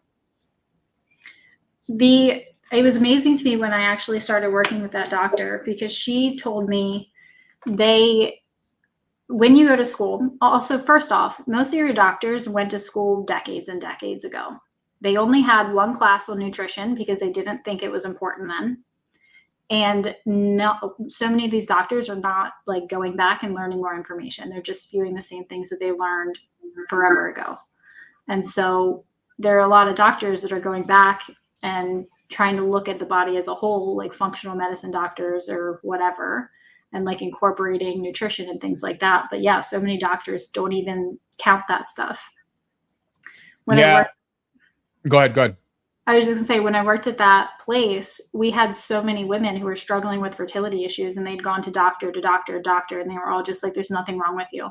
Just keep trying. And she's like, it's been 10 years. There's something wrong with me. And they had just been medically gaslit that it's not, there's nothing wrong with you. And they would come work with that person that I worked with and fix their diet, reduce their inflammation, do all of these random things that their doctor said wasn't important. And then lo and behold, their health is better and they get pregnant. So it's super frustrating. Yeah, it's funny. So some of you guys know I was in the network marketing industry for a while. I actually wrote some sales models for a couple of different network marketing companies. And there was a real popular company a while back, won't name their name. They're not in business anymore, but they were in the health space, and they were selling these, one of the things that they sold was a protein shake on the list. And it was soy-based protein. Now, at the time, I was familiar with the negative impacts of soy, but most people weren't. It was not a commonly discussed thing. And I have a good friend of mine that ended up, he was a big guy in this company. He was working really, really hard. And he was a product of the product. He was making a lot of money, doing really well. Next thing you know, his wife is pregnant, loses her baby. He didn't realize until a year later, it was because of the products in that, it was the ingredients in that product. Yeah. Right. That was the large conclusion that was come to as to why it happened. But it's just lack of knowledge, right? It's just the things that we don't know, the things that we don't understand. And as a result, we're over here, doctors telling you, oh, that's fine. Right. And so it's sad that we don't know that. And for me, it reinvigorates this idea that your health is not your doctor's responsibility. It's not any doctor's responsibility. It's yours. The problem with that, the difficulty with that, again, in my opinion, is that we don't have the resources as a general rule to take on that responsibility. It takes a lot of time and a lot of education, and it takes a lot of filtering through misinformation and all this other stuff. And it's just really tough, right? I'm researching a particular topic right now that may be the solution to what I'm dealing with. And it's funny because I'll listen to 5 different doctors have 5 different opinions on the topic. So who's right? Y'all are all doctors. To Justice's point, y'all all went to medical school. What makes you right and you wrong when y'all are both saying the exact opposite thing, but you both have the same degree? Right? And then what am I as the person supposed to do? I'm supposed to just take your word for it? I'm supposed to just trust you? And I can just literally think of countless examples, people that I've lost in my family that have passed away because, in my opinion, horrible medical advice. They would be alive, and they're not because, and I mean this respectfully, doctors advised them to do things that literally ended their lives. And it's just a fact. So how do we solve for that? And I'm sure there's people that'll watch this thing who think I'm crazy and they'll want to come at me. Come at me. I'd love to have the conversation, because if I'm wrong, and I wish I were, I'd love for someone to demonstrate to me how. But I don't know that anybody can. Joel, what are your thoughts, bro? Honestly, I think doctors are shit, because most of the medical advice today is like all bullshit. Like stuff that don't work, they're like pushing that stuff on you. Like for example, I don't know if I want to say this one, but I bring up like diet stuff, for example. Like they will be pushing like stuff. It's like they will push stuff like one size is for all. Like they'll be pushing things that don't work for the normal person. Like they will be pumping you with so much other medication, but they won't be hitting that root cause of the problem you have. Some people's autoimmune diseases, right? And that could be like solved with some gut changes. Like for example, some stuff like wheat, for example, doesn't go well with some people. That creates like inflammatory response to them. And like, or stuff like some doctors will say completely cut out meat, right? But that also kind of causes problems for a lot of other people who need it. Like they lose muscle and other stuff. So like, I feel doctors don't know what they're saying exactly. They're just saying what they hear from the medical advice. So like, Yeah, doctors say all these things because like they want you to be more sick, because then they could profit off of you more. That's what I believe. Yeah, and here's the thing, right? I don't know that that's a universally true statement, but I do believe that there's enough evidence to that I understand why people have that opinion. So where does the truth lie? I think it lies somewhere in the middle, right? Because I know personally doctors or healthcare professionals that oh, is that you, Joe? Are you chewing on your food or your thing right now? There we go. Some static on. I don't know what you're doing with the bottom of your phone there, bro. It sounds like you're dropping it in pudding or something. So I'm gonna mute you out until you say something, right? So yeah, just stay muted until you're gonna say something. So for me, it's funny, right? Like, well, let me ask you this, Joe. Let's just go back to you. What you had mentioned, some of the health things that you're trying. If you care to share, what is it that you're doing? What's worked? What hasn't worked? Do you have any like health stuff that's making you go that direction? What's that situation for you? I think I've been going through some things this past year. I don't know what it is, but mainly like stress, I guess, like adrenal stuff, gut related adrenals. Like if I don't sleep, this increases, and it's like a whole cycle. Like you feel like I gained a lot of weight, so like from all these issues. So trying to figure out what to like fix on it. It's like I'm realizing my body needs some protein and some carbs, but I realized this stress issue made me like prevent, because it barely gets sleep properly. So it's like it makes me eat a little bit more than I should, because so that the stress thing turns off. It's like a weird flight or fight. Like your body gets stuck in this fight or flight mode. That's what I'm kind of dealing with at the moment. So I'm trying to get over that, and it's gut issues. But dealing with that stuff kind of made me have to learn a little bit more about these things. Like the hustle culture, for example, for some people doesn't work, because they will be like burned out a lot, or like yeah, there's truth to that. Let me ask you this, man. So what are you doing to take care of yourself? Like, let me ask you this. I don't know where you live. How often are you eating fast food, drinking sodas, eating sugar, stuff like that? Not really at all. No fast food, really. No sugars.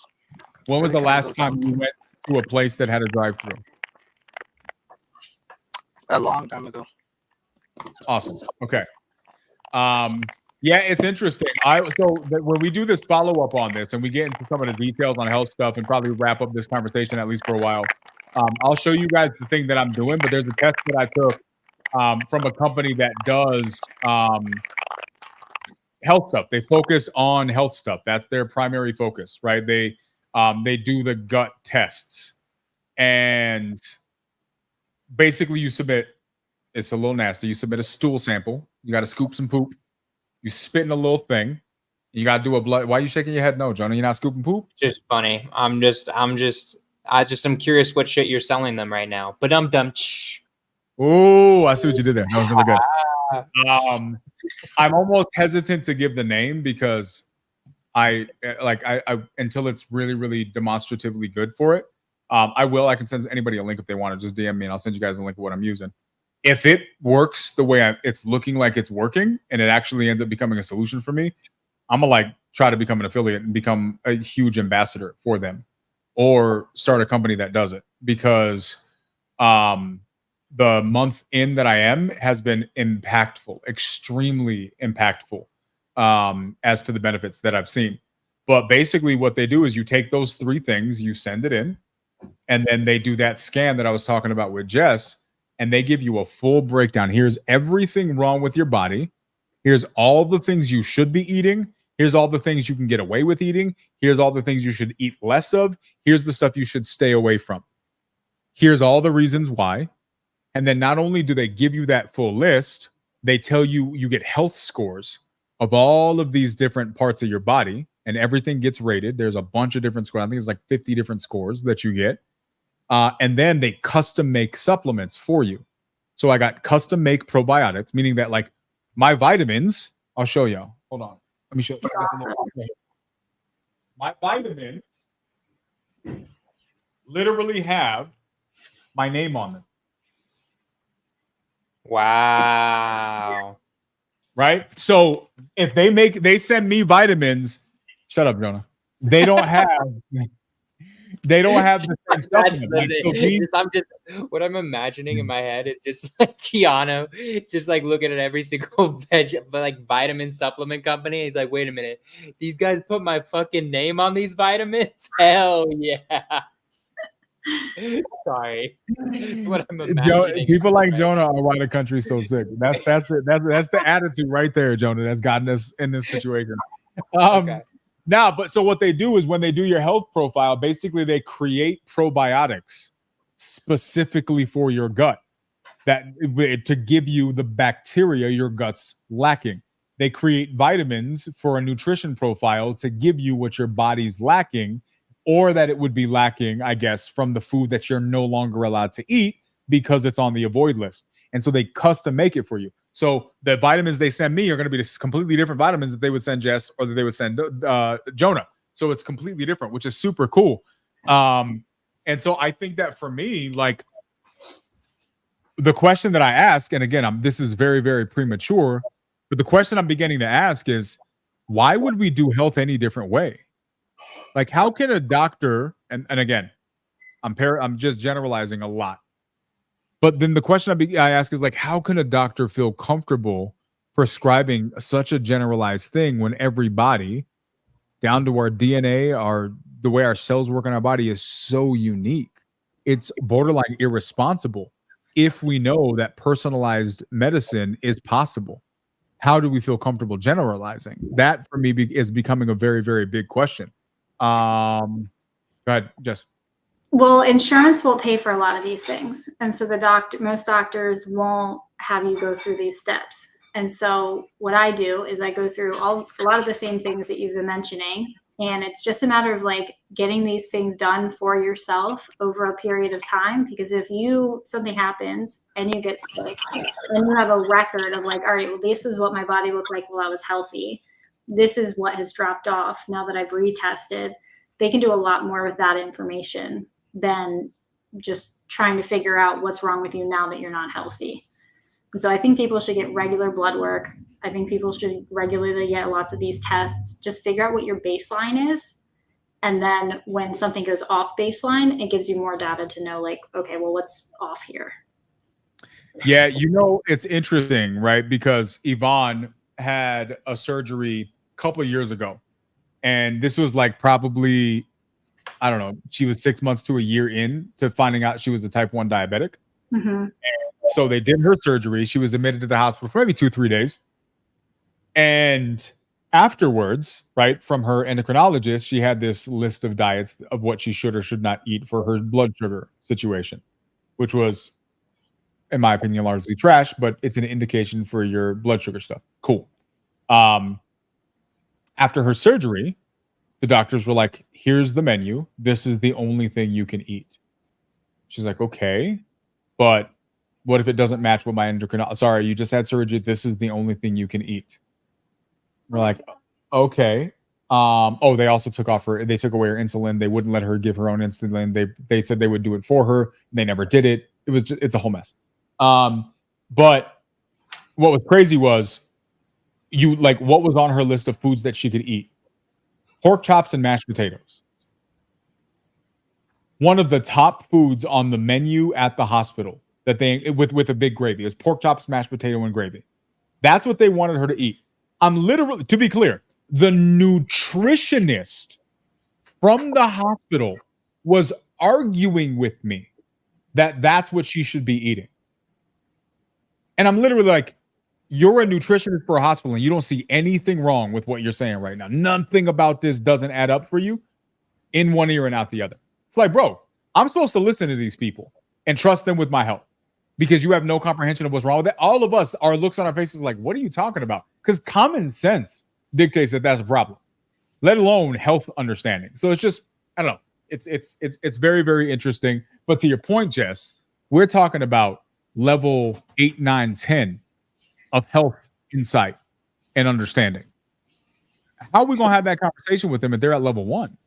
Yeah. Or 0? You know what I mean? Joe, so I don't know. What do you, I would look into one of these tests, man. Get a personalized test. Find out what's going on with you specifically. Because I spent many, many years shooting in the dark, trying a bunch of different diets, and nothing ever worked completely. And I never got a clear answer. It took me 15 years of frustration. And obviously technology had to advance because these things didn't exist 15 years ago. And this personalized thing, so far, I'm only a month in. It's been kind of a game changer. So what did you make? What changes did you make so far? Like, I took this test. The test told me exactly what I should be eating and what I should be avoiding based on my personal gut profile, based on my personal blood profile, based on my personal health profile. The way my health is set up, some people take this test and they're like, that's good information, but I'm going to keep eating what I was eating. Not me. There's 4 categories: superfood, enjoy, minimize, and avoid. That's the 4 categories that are in this test. I only eat from the 2 categories: superfood and enjoy. If it is not on that list, I do not consume it. Period. I'm only eating from that list. Now, that's extremely complicated because 80% of the food that I had in my house, including the freezers full of beef that I had, I can't eat. But I'm good. I don't care. I'm not 5 years old. I don't need everything to be, exactly what I wanted. I'll survive. Fortunately, I have Yvonne, who's fantastic and magical in the kitchen, so she makes food actually edible for me, and finds things like chukchuka for me to eat. Fantastic. Oh my God, I eat it every day. It's like my breakfast. It's pretty good. 5 out of 7 days, legit. And so that's like stuff like that. Like I'm able to eat because I'm allowed to have capers. I'm allowed to have it's really detailed, the stuff that it tells me you can and can't eat. What's crazy is I felt a change in my gut. Yesterday, Yvonne made pizza, homemade. Talking about homemade sourdough bread. The grains and the flours that we get are from Italy, no chemicals, about as natural as you can get. Raw organic cheese, organic basil, homemade pasta sauce or pizza sauce. Like, this is about as clean as you can get. Our food in this house, we are doing our best to get it as close to what you would have eaten 100 years ago. And we're pretty close. very little comes from a box or something like that. And Yvonne's in the process of trying to grow new stuff. So she's like trying to grow and get the basil to sprout so we can grow it here. And we're like looking into composting, which I think is super helpful because if there's a zombie apocalypse, I don't want to be starving to death, right? So, you know, Yvonne's doing fantastic. By the way, her pizza sauce was, oh my God. Here's my point. I took 2 bites of the pizza sauce, which 80% of it is stuff I could eat, but garlic is off my list. So there was some garlic in there. And I ate 1 bite of her pizza. I was miserably sick for like an hour and a half. I have not felt like that since before I got on this diet. Now, I felt like that every day for years. So I don't know if I just got so used to it that I was always feeling like that.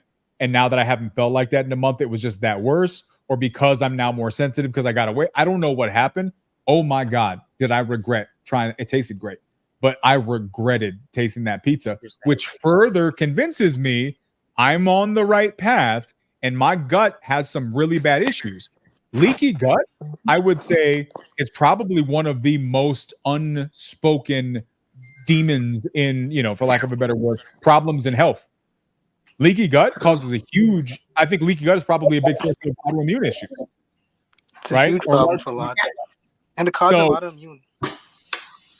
Yeah. So I would like, for me, dude, like the more I'm on this road, bro, I would look into it. If you want me, DM me real quick and I can send you the link if you want to check it out. I just don't want to say it until I've tested it a little bit more. And like next time we do this, whenever we do circle back to the food thing, I'll show y'all the whole test. Like I'll go through the whole entire thing and show you guys what I did and didn't do. But it's been a game changer for me so far. I'm only 30 days in. Maybe this is what medicine should be. I don't know, Jess, you're working in this every day. It looks like you're seeing the same thing. So a side note to what you said with the sensitivity, we saw that all the time when I worked at that doctor, and 30 days is not long enough, but the saving grace is if you go like 6 months, like eventually most people will get to a point where you can reintroduce that food. So you might be able to get to a point where you can have that stuff again, but you do need to give your body like a significant break from it. Because right now, every time it has that thing that it has a sensitivity to, it's just got the alarm bells going on. So the second it's introduced to it, it's like red flag, red flag. It needs to have a significantly long break. And then I have another just question. This might be too in the weeds, but are you paying for your supplements from them separate than the probiotics? Because I have some reservations about the probiotics.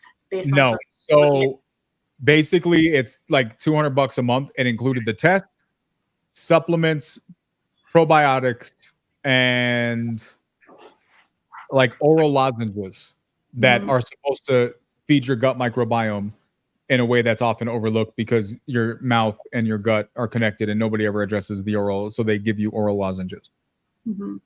You should look into the company who's producing the Akkermansia strain and some of the things they say about most probiotics in the market, because by the time they get to people, they're dead.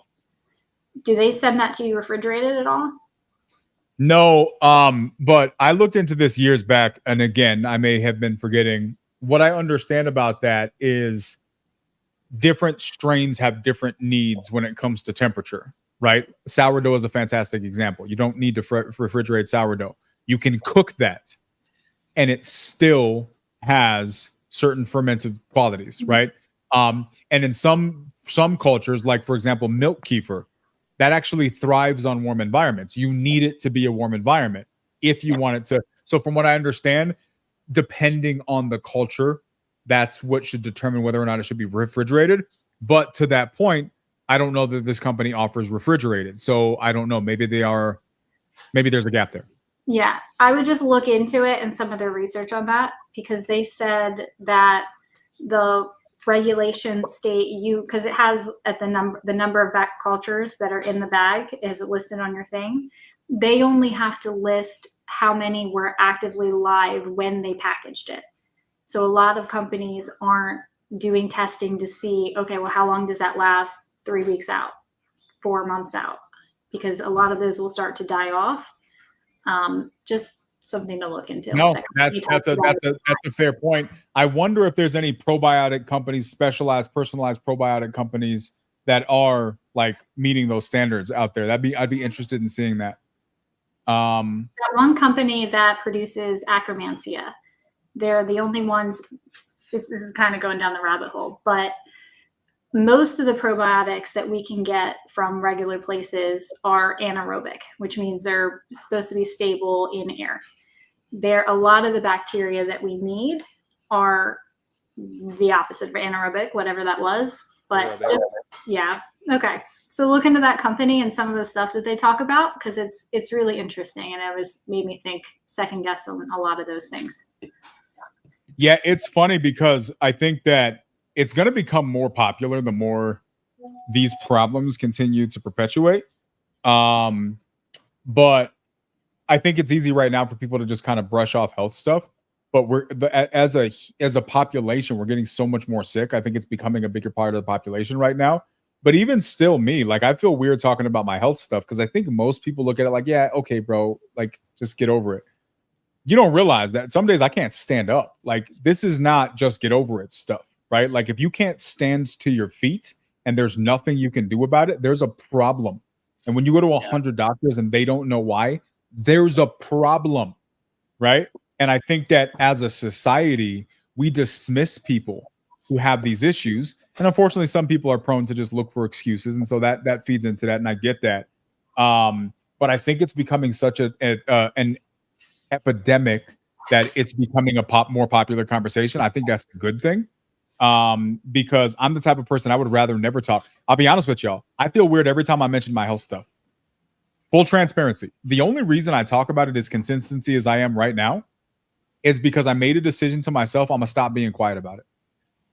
I'm going to be as loud about this as possible, because when I fix this, I want to be able to look back and point to when this conversation was, because if I've been silently struggling this poorly, how many more people are around me? There's people who are around me all the time who see me. I had a conversation. I'll give you a perfect example. I had a conversation with a telemedicine doctor. Monday. Telemedicine doctor ran my labs.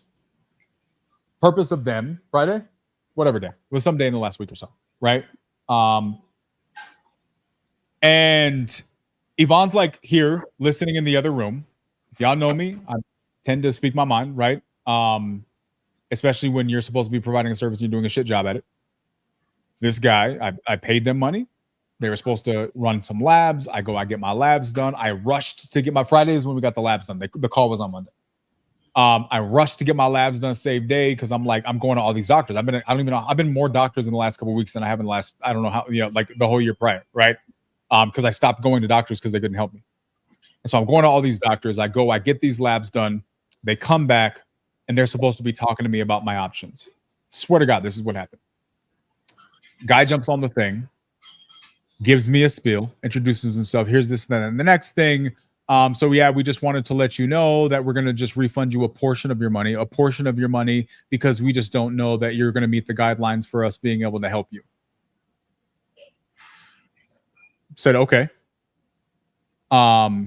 It's interesting to me that I just let this guy talk for however long to tell me what he was doing is he was protecting himself legally. What I know was legally, they didn't understand my situation. It was too complicated. It wasn't within their parameters of simple copy and paste stuff. And so because they didn't want to go down the road of potentially failing at helping me, they were going to wash their hands of me and refund me a portion of the money that I paid them for whatever reason. And so I'm listening to this guy and I'm like, okay, that's really interesting that you came here and you gave me this really long spiel of how you weren't going to help me. But you didn't actually ask me one question about what's going on. How are you as a medical professional qualified by looking at labs to tell me whether or not my situation is something that you can assist with, considering that outside of labs, you know nothing about my situation? Right? Oh, well, and I basically went on this. I was like, so I get it, man. I get it. Like, I'm sure you're a real nice dude outside of this, but at the end of the day, you're more concerned about legal liability than you are the person you're on the other end of the phone with. And he's like, oh, well, I help a lot of people, this and that. I was like, yeah, so I guess because you feel like you help other people, that the people that fall through the cracks don't really matter, right? it was not a comfortable conversation. Me and this guy went back and forth for a while, but the summary was this guy did absolutely nothing, put absolutely zero effort in, understood nothing about the situation, and then told me he's going to keep some of my money for his time and send me away and do nothing to help. Why are you even in your career? Do something else, bro. Here's Right? what I would say about that, just the whole topic in general. I think our whole society just relies on Western medicine a little too much. That's the issue in the end. Is like Western medicine is really good for very identifiable diseases.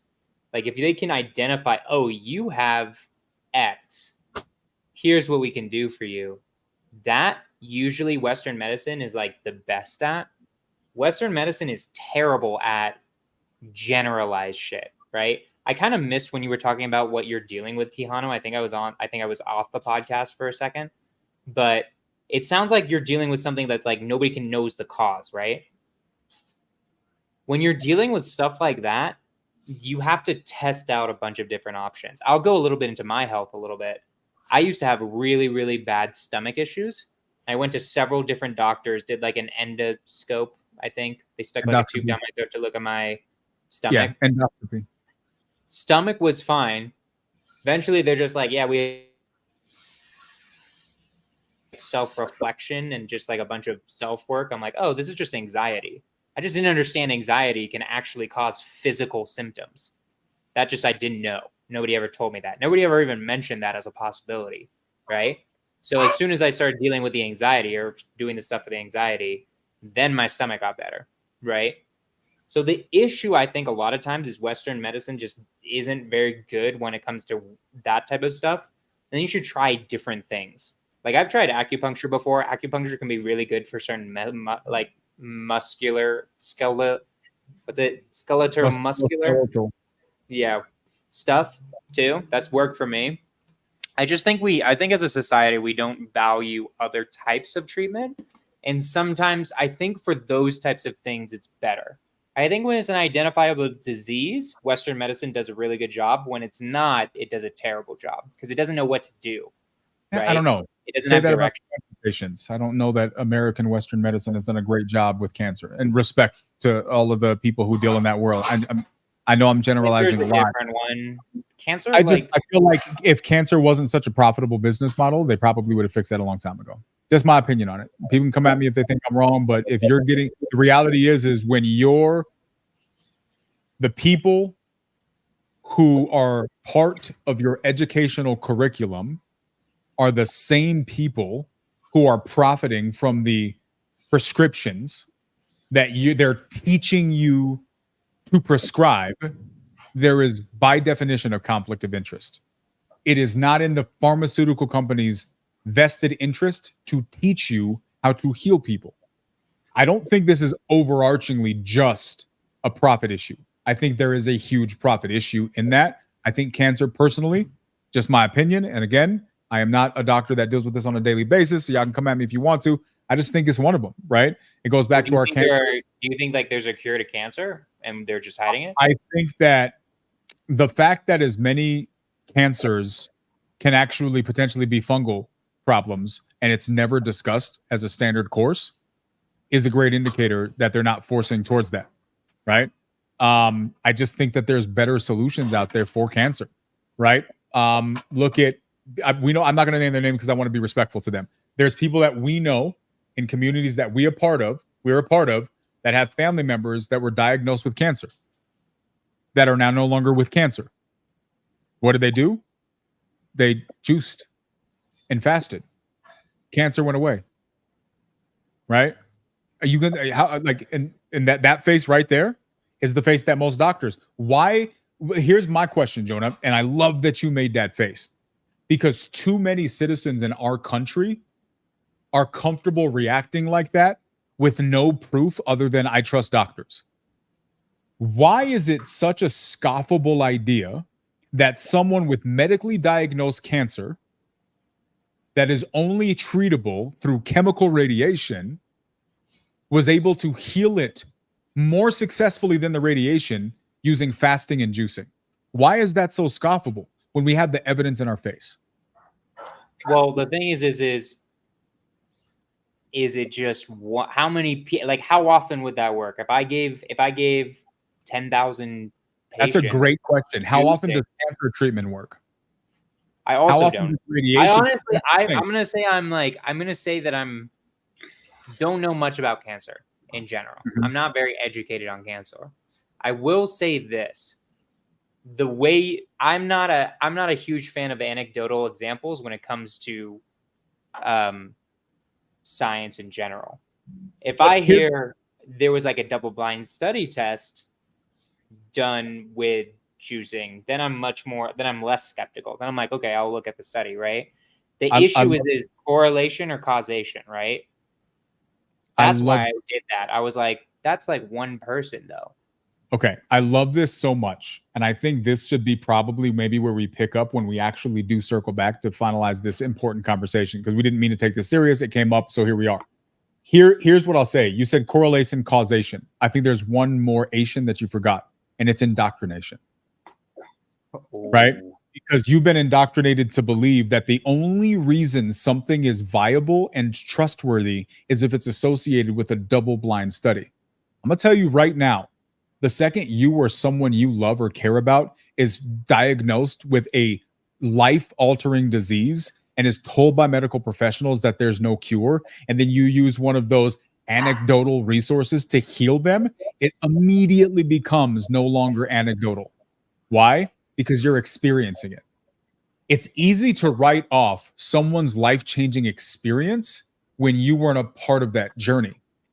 But that same exact experience looks drastically different when that experience happens firsthand. I guarantee you, the person who no longer has cancer is not concerned about a freaking double-blinded study. Well, maybe I didn't. Yeah, maybe I'm not cured because there wasn't a double-blinded study, right? So, but to your point, let me address a couple of other things. My first question would be, why is it that we hold natural solutions to such a high standard of efficacy, but we blindly accept poor standards of efficacy from regulated procedures? Have you ever questioned the numerical efficacy of radiation? Do you even have a concept of what that is? I'm going to throw it out there. I haven't done like a deep dive into cancer, right? To answer your direct question, that gets into how do we know anything? That's what you're asking right now. It's like that's like a very deep question of how do we know anything, right? And yes, I'll say this. If there was no other option, like if the doctor's like you're gonna fucking die, right? I would try all the fucking anecdotal ones. Like I would just screw it. I'm gonna try everything at that point, right? What I'm worried about is, Quijano, is if it's just anecdotal, if it's only a few people where this is working, what if someone believes that they can do it? I guess juicing, it's not that big of a deal. I mean, it's not like it's going to cost them a ton of money or anything. I healed appendicitis 4 times by juicing. What? I healed appendicitis 4 times by juicing. And I love it. The thing in the end, though, is how do you know that it was the juicing or it wasn't something else that you were doing? Because it happened repeatedly. And I did the same thing every single time. But have you heard of placebo before? Like it so could be a placebo, right? My way to the inflamed appendix getting uninflamed? I'm not saying that necessarily. Like, Keanu, I don't know your situation, right? I'm telling you why a double-blind study. Here's the point. Here's the point. Look at how strongly you're defending the narrative. And this is my question. So this is my why point. I'm defending it. Because you were told that that's the question you should be asking. No. It's because hold on. But that's what you're doing. Not because I was told it. God damn it! It's because I've researched why a double-blind study is good. No, because you were told a double-blinded study is the only way to think that something's reliable. Who told you that that's the only? I'm going to ask you. So, it's the but gold it's the only standard, one you keep going back to. It's the gold standard. Gold standard according to who? The same people who told you what to believe.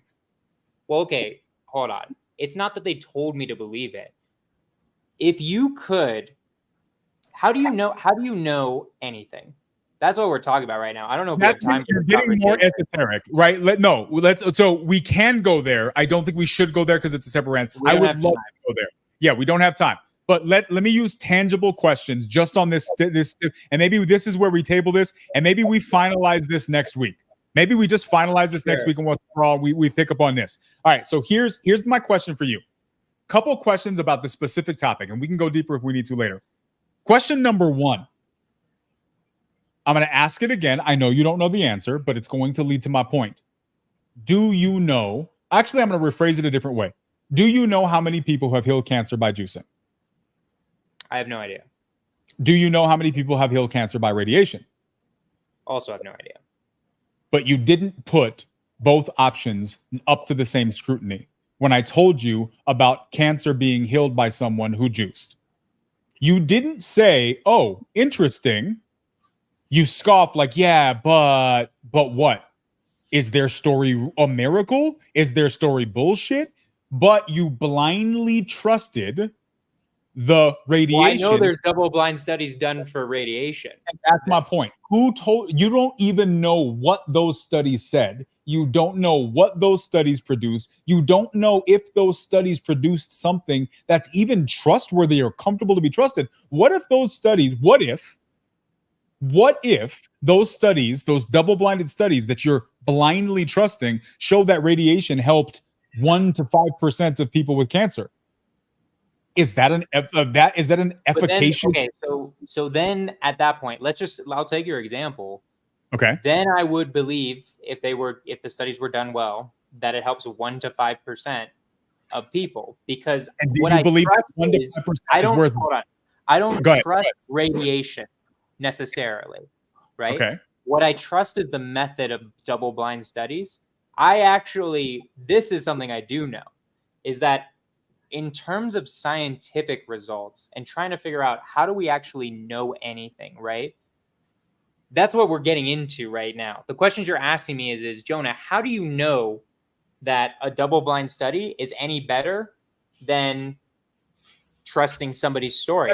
That is what I'm asking, but I think it can be a little bit more simple. And this is less how do you know anything? It's more how do you make decisions, right? So I'll give you. So my follow-up example is this simple answer: do you think that 1 to 5%? And I don't know what the numbers are, right? So this is a completely hypothetical question. Let's assume it was 1 to 5%. If your life was on the line, would you blindly trust something that was only 1 to 5% successful, knowing that the negative side effects can be worse than the actual disease itself in some situations? Or would you say, well, it's only 1 to 5%? Well, a doctor tells you it's only 1 to 5% successful, but it's double blind tested, so we know for sure that it's only 1 to 5%, but we suggest that you do it. Are you doing that? Or are you looking for alternatives? I would probably also look for alternatives, but I wouldn't rule it out, because 1 to 5% is better than 0%, where nothing's helping me, where it's probably leading to death, right? So it just depends on everyone's situation too, right? Sure. I agree with you. So first off, I'll start with the part that I agree with you. Okay. Radiation can really fuck people up. I think I don't know the percentages, but it can really screw you. I mean, what you're literally trying to do is kill yourself. You're trying to kill the cancer, and also you're killing your own cells at the same time. So it's not ideal, right? Now, the question is am I going to not do radiation and only do juicing because it worked for Quijano, right? So go ahead. So the issue with that is I'm not Quijano. I don't know what happened in Quijano's situation. The whole point of a double-blind study is you're basically making it where you, at the very least, can make some actual cause and effect relationship by taking out other variables. Because the issue is and I don't know your story, Kano, but a lot of people don't account for placebo, which is a real effect. They don't account for things like just other variables that they weren't taking into account. In the end, let's say, I don't know who's cured cancer through juicing. How do we know it was the juicing that did it in the end? We don't really. We just assume based on the fact that they didn't end up dying, right? That's the issue with it. That's what I'm contending. I'm not contending specifically right now because I don't know the data between radiation and juicing. I'm contending with the method of finding out how do we know which one is more reliable. That's what I'm contending. I just want that to be clear. No. I love that answer so much. So to that, I'm going to say this. First and foremost, there are probably God knows how many people whose lives were saved because of radiation. So I want to be respectful to those people. I'm not throwing the baby out with the bathwater, right? But then my question would be, what if there were another way? What if there were other alternatives? Maybe that's the only way, right? There's a lot of nuances you can get into this. So I'm not qualified. I don't know that any human is qualified to blanket statement anything, right? But here's what I'm going to say to this. Here's why I love your answer. Because your answer asks questions. Right. That's why I love your answer. That last answer said, well, I don't know this. I'd have to look into it. I don't know this. I have to look. In my opinion, when a person is managing their health, even when they're not, but maybe especially when you're dealing with a life-threatening situation, you should be asking those questions. My issue is not with someone who says, okay, I just want to check the double-blinded peer-reviewed data and find out what they say about cancer, right? But I'm going to test that. If I have the time to do so, I'm going to test that. And I'm going to make sure I'm going to look into this because, doctor, I appreciate that this is what your standard operating procedure is. This is your go-to. But I'm going to do some homework first. And I'm going to compare it against alternative pieces of information. I think that's the right answer. My argument is that most people won't do that. My argument is that I wonder if you would have even done that before this conversation, or if you would have just been like, yeah, well, they're a doctor. They obviously know. They've done the work. So I shouldn't have to. Or I'm not qualified. I won't lie. At the beginning, when I was 20 or younger, I used to think doctors knew a lot more. And then I've dealt with health situations where I'm like, you motherfucking people have no idea what the hell is going on. What is wrong with you? It was anxiety the whole time, and you guys never even thought of thinking of that, but that's not in their purview, right? Doctors don't think about mental health nearly as much as physical health, right? Yep. So that's exactly the thing that I said about my. I've had my experiences, Kihana, where doctors didn't fucking help at all, right? Yeah. I was only contesting the methods, but it's we can wrap it up on that. I think with a life-threatening disease, I would definitely start trying to see if there are other methods as well. Probably what I would do, to be honest, is I'd throw the bucket, I'd throw the kitchen sink at it. I'd probably do radiation, juicing. I'd do everything. I'd be like, just juice the radiation. I'd probably do all of it. Is probably what I would do. Here's my other point, that the final point that I'll say to this, and I really think we should finish this up next week. Jess, if you want to come, would love to have you part of this. And I'm going to bring some information. I'm going to bring some reference material. I'll bring my tests that I've been doing. We'll get into actual data here. I actually have a cherry on top for this, but go on. Okay, so here for me, this is where I would say about the peer-reviewed data. Here's my other issue with the healthcare industry in the United States. My personal experience and opinion is, here's the problem, Jonah. They're gatekeepers of what's considered viable information. So what's my point? How do we define anecdotal? Okay, one person's mom got cured from cancer juicing. That's anecdotal. Okay, well, what happens when 5,000 people get cured from natural? What happens when 10,000 people get cured? What happens when 100,000 people? If you continue taking these one-off experiences and writing them off as anecdotal, then what are you doing to actual data there? Just because it's not peer-reviewed doesn't mean it's not data. So here's my question to you. Simple question, Jonah. We understand your stance on peer-reviewed data. I understand the responsibility and respect that approach. I do. I think there's a lot of value in that approach. But if 100,000 people in an unrestricted, non-peer-reviewed setting all say that they tried, let's just use juicing as an example, and 100,000 people all say they cured cancer because they juiced, even though it's not peer-reviewed, would you say that that's still anecdotal? Or is that extremely intriguing that should be pursued and reviewed more? That would be different. That would be different than one. I would definitely say if 100,000 people said that, I'd be like, okay, somebody should do some double-blind studies to make sure it's randomly not something else. It's very likely that it's that. And we can get into this. This is like all like, in my opinion, scientific method. Like how does one know from a scientific experiment whether that experiment is done right? And that's what we're getting into right now. Yeah. Obviously, if there are 100,000 people who say something worked for them, that should 100% be investigated. It shouldn't be just shut down. I believe that there are well over hundreds of thousands of people alive in our country right now who are still alive and healthy because they took a natural approach, but they don't get a voice because Western medicine gatekeepers are continuing to block that information as being respected, right? Peptides. There's a number of peptides that have had drastic positive effects on people's lives. Jonah, I don't know if you know this, right?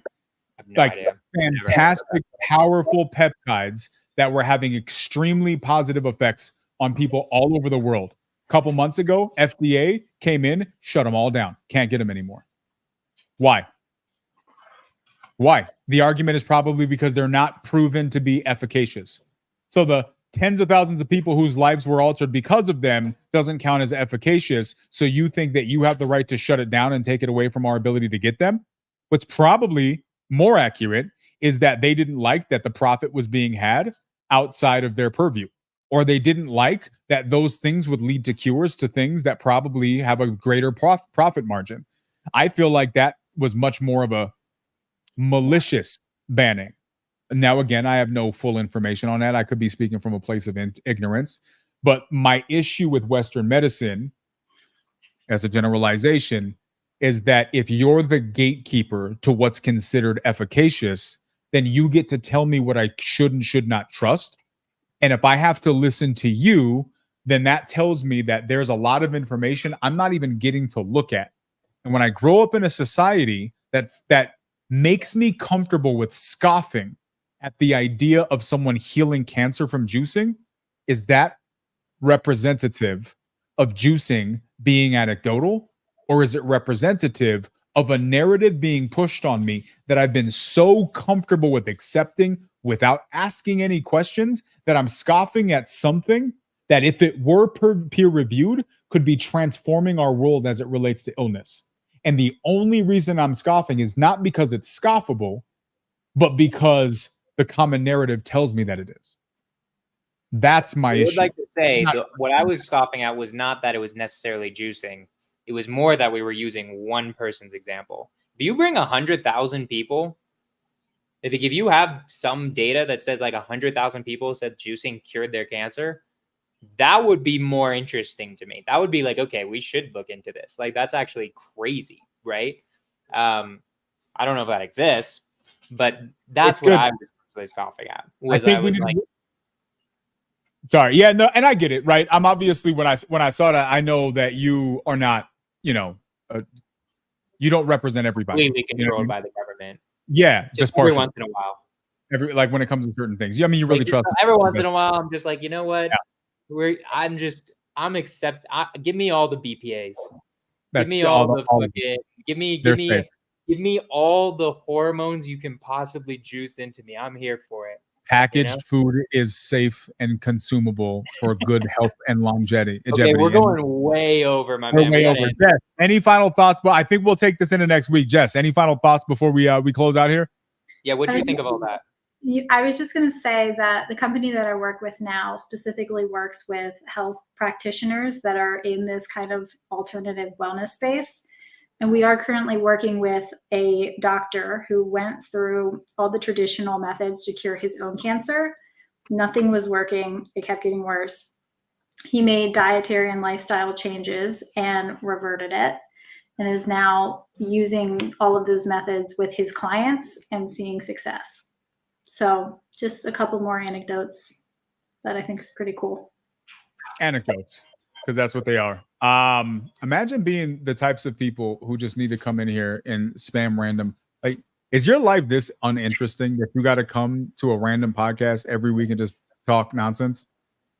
Like, I genuinely am concerned for this person's life if this is what they do with it. Guys, I think, like, so Jonah, I say we bring it. I'm gonna bring. Did you see the videos I sent you in the WhatsApp about the health stuff? You probably didn't even watch them, huh? No, I've been way too fucking busy. Okay. I think we come and we wrap this up next week and we get into it. We'll bring some actual data about health. What are we getting into? Are we getting into cancer specifically, or just no? like We'll get into this debate about health. Let's talk about some actual studies, right? Like, let's talk about some actual information about the food and the environment that's in there. Is there stuff that could be healing us that's being left on the table? I'll show my whole test. I'll break it down. We'll show people all of those different things, and we'll really, really get into it and kind of break this down. I think that should be the way we wrap this up. It may get heated. I'm down to debate, but I think that challenging these situations is important, because if what I'm dealing with my health stuff, as I said earlier, you weren't here, Jonah. If what I'm working on right now ends up solving it, I'm gonna have a lot of beef with the medical industry, because that means that I've been dealing with something for 15 years that could have been fixed back then. I will throw this out in your favor. I think there's a lot with diet that would cure a lot of the disease we're dealing with. And I think I'd say probably like 50 to 80% of the diseases we deal with would be cured by changing our diets in the end. I'm willing to bet. Interesting. Guys, it'll be fun. If you guys want to come back and bring personal experiences, I think we wrap this up tomorrow. We really kind of go into the details. I'm bringing some stuff, bro. I'm gonna bring some videos and some documentation and see if we can get people's feedback on this. You know, it is very possible that this country is sick because this country is making itself sick. Very true. Episode 5, Profit and Paradox. We love y'all. Peace out. Peace.